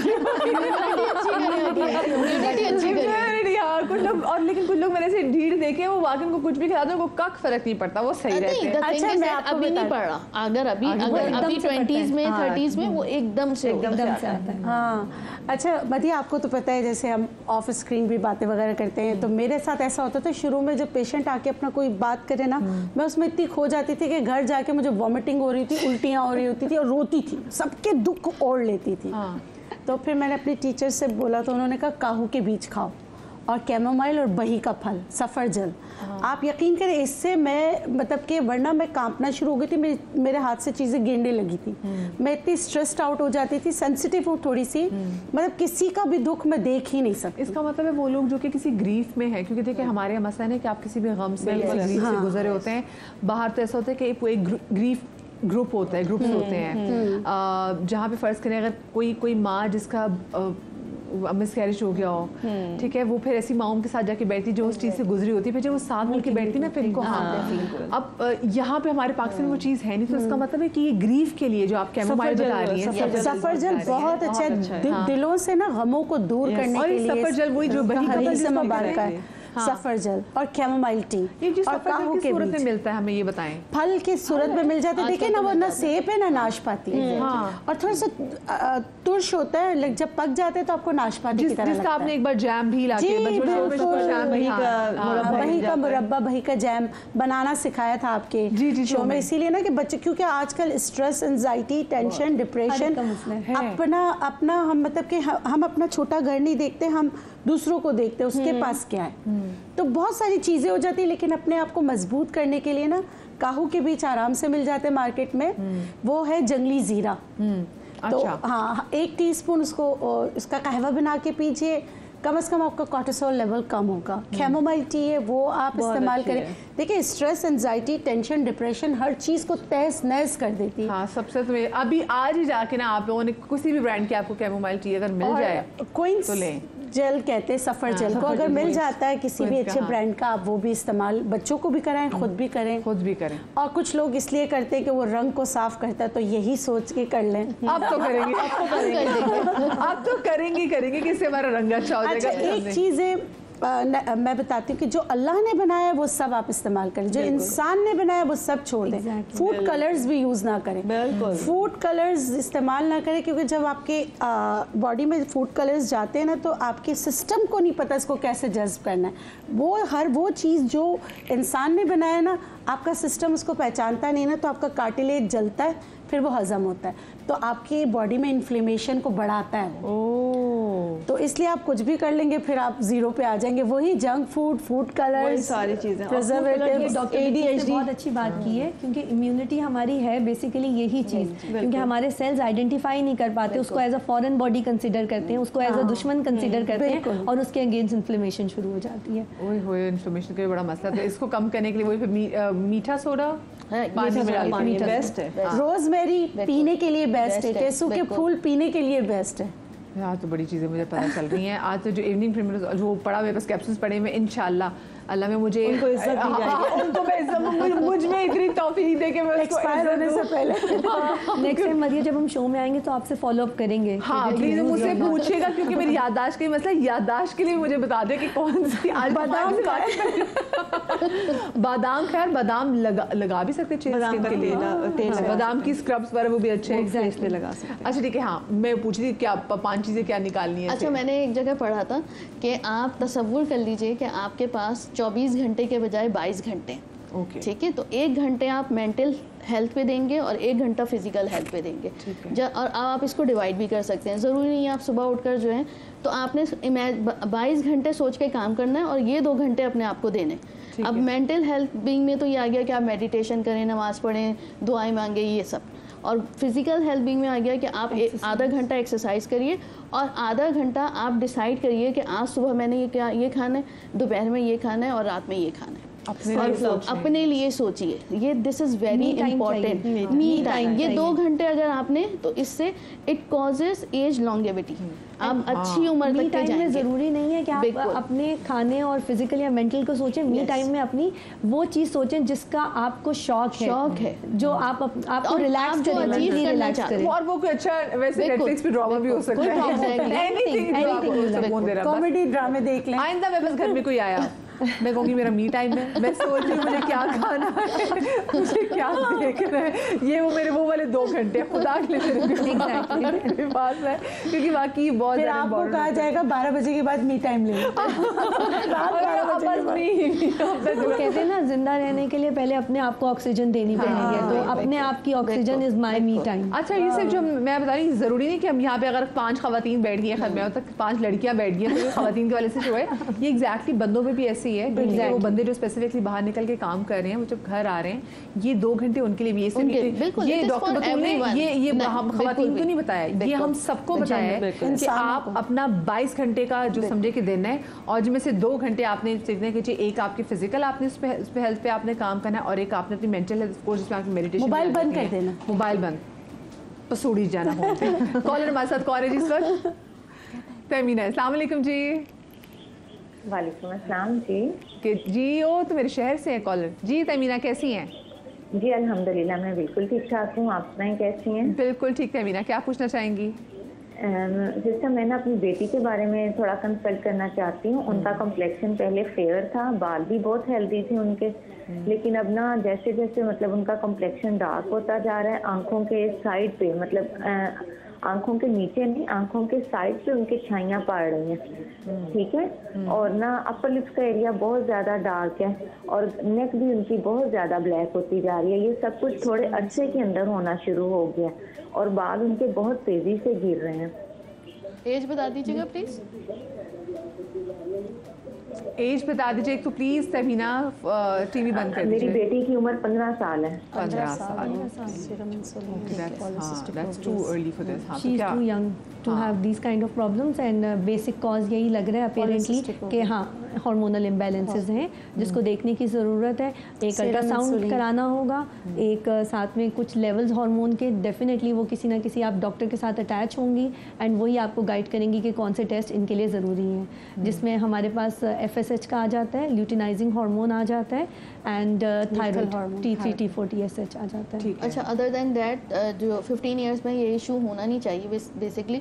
तो या तो स्लीप पैटर्न सही नहीं है और खाने का पैटर्न सही है। जंक फूड का ज़्यादा इस्तेमाल, रात में ना सोना इंसुलिन रेजिस्टेंस की तरफ जाता है। जो गर्दन पे काली लाइंस पड़ना शुरू होती हैं वो basically acanthosis nigricans, they are specific for higher insulin resistance. अब उसका रीज़न जो है, अगर इनको लगता है कि खाना भी सही है और नींद भी सही है, नींद पूरी करती हैं रात में, देन विटामिन डी की कमी और थायराइड, ये दो रीज़न हो सकते हैं। तो CBC करवा लीजिए, विटामिन डी करवा लीजिए, थायराइड करवाइए, T3 TSH, अगर और फिर ये सारे टेस्ट ले जा और सीरम टेस्टोस्टेरोन, क्योंकि मर्दाना हार्मोन बढ़ने से भी ये कंडीशन अच्छा, मदर को ये देखने की भी ज़रूरत है कि इनका शुगर की क्रेविंग्स तो नहीं होती बहुत ज़्यादा। शुगर इतनी डैमेजिंग है स्किन के लिए और ब्रेन के लिए, क्योंकि आपके ब्रेन को स्टिमुलेट कर देगी ना, सोने नहीं देगी, आपको नींद नहीं आएगी, आपकी स्किन के अंदर आएगी तो वो आपकी एक्नी और बाकी प्रॉब्लम, क्योंकि शुगर इज़ द थिंग जिसके ऊपर बैक्टीरिया ज़्यादा ग्रो करते हैं। तो जितनी क्वांटिटी बॉडी में जहाँ जहाँ ऐड होगी वहाँ वहाँ वो प्रॉब्लम आएगा। अगर वो जमा हो जाएगी आपके ब्लड में तो शुगर कर देगी, डायबिटीज़ कर देगी। रात का जागना, दिन में सोना, दिन में सोना, सर्केडियन रिदम डिस्टर्ब हो जाएगा। देखिए सूरज के साथ उठे, जब सूरज निकलता है, जब सूरज गुरूब होता है तो आपने बिस्तर पर होना है, बच्चों के लिए खास कर, क्योंकि फिर जो है ना उनकी हाइट भी कम रह जाती है। जो बच्चे रात को जागते हैं, अब ये हो गया रात को पूरा पढ़ते हैं, सुबह सो जाते हैं, बिल्कुल सही है। और वॉक वगैरह, एक्सरसाइज, फिजिकल एक्टिविटीज़ बच्चों में है ही नहीं, ये बहुत इम्पोर्टेंट। गेम्स, ये फिजिकल एक्टिविटीज़ भी अगर हो तो आपके हार्मोन्स बैलेंस रहेंगे। भाई हाँ, बच्चों को वाकई इन टिड्डों को जरा काम पे भी लगाएं, घर में काम भी कराएं इनसे। मैं तो कहती हूँ ये भी इनकी फिजिकल एक्टिविटी। हमारी कमर टूट जाती थी काम कर करके, और बच्चों को अगर हम कह भी देते थे, अब तो मैंने अपने बच्चों को कहा था किसको जन्नत में जाना है तो दोनों यूँ करते थे कि अम्मा को पानी पीना होगा। फिर भी सारा कभी सुन लेती थी, हुसैन कहता था पता है पानी पीने के लिए कह रही है।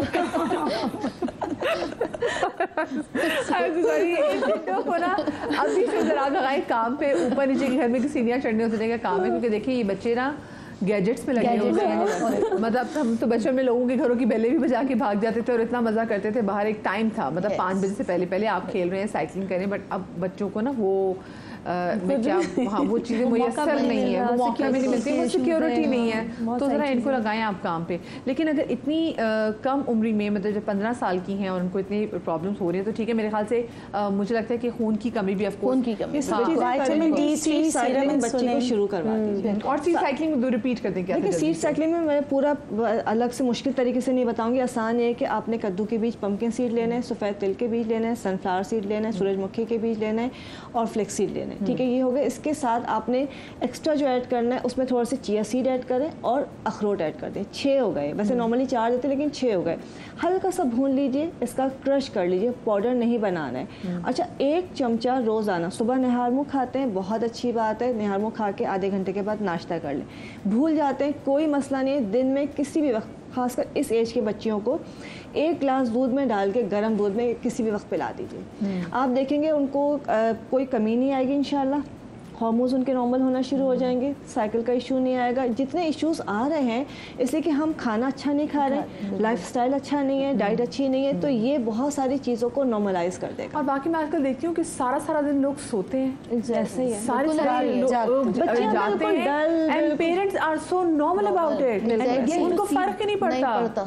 हमारे घर का ये थोड़ा स्टाइल है, सारी रात बच्चे जागते हैं। अच्छा, इसमें ना जो मैंने बताया, इसमें 10 काली मिर्चें भी डाल दें पीस कर। And seed cycling is something जो कि जरा भी हार्मफुल नहीं है, तो आप वैसे भी खिलाएं। अच्छा, ये सिर्फ ये नहीं कि अल्लाह ना करे बीमारी है, मैं कहती हूँ कि हम सब बैठे, हम सबको खाना और यूजुअली मैंने लोगों को देखा है जब वो फर्टिलिटी को लेकर वो जब बात करते हैं वो तब सीड साइकिलिंग करते हैं, लेकिन जरूरी नहीं है। ये आप बच्चियों को, बच्चियाँ के खवातीन घर में, अगर आपके बच्चे, मैंने पहले भी शायद बताया था, मेरे घर में इतना बड़ा जार बना हुआ है और वो मेरी मेड जो हेल्पर है वो भी खाती है, इससे बाल भी बहुत अच्छे होते हैं। अब चलते फिरते सबने खाना है। अब जिस तरह से दिल चाहे आप उसको कंज्यूम करो, लेकिन ये आप आदत बना लीजिए। जैसे कि बच्चियां नखरे करती कि हमसे अच्छा नहीं लगता, ये आपने खाना है, अगर ये नहीं खाएंगे तो उनको आप कहेंगे फास्ट फूड नहीं मिलेगा। मेरी टीम कह रही है हमें मेड ही समझ ले, हमारे लिए जान लिया अगली दफा पक्का। मेरे मौला ये मेरे साथ बस मेरी टीम की, मैं तो क्या कहूँ, ऑनलाइन मेरे मुंह से बात निकल गई। लेकिन अगर आप भी बनाए तो हमें भिजवा दें, कोई बात नहीं, हम खुशी खुशी कबूल कर लेंगे, क्योंकि आपकी मोहब्बत में आप हमें गिफ्ट भी देना चाहें, आड़ू भिजवाना चाहें, कुछ भी भिजवाना चाहें, मेरी टीम उसको कबूल कर लेगी। आप सबका बहुत सारा शुक्रिया जी। देखिए वो वही बात है, आपने वही जो टैगलाइन दी थी, गंदा तेल गंदा खून गंदी स्किन, हाँ, समझ आ गई। ख्याल रखिए अपनी स्किन, ठीक है ना। शाद रहे आबाद रहे, अल्लाह पाक आपको औलाद के गम से महफूज रखे। इंशाल्लाह जिंदगी रही तो कल आपसे मुलाकात होगी। अल्लाह हाफिज़।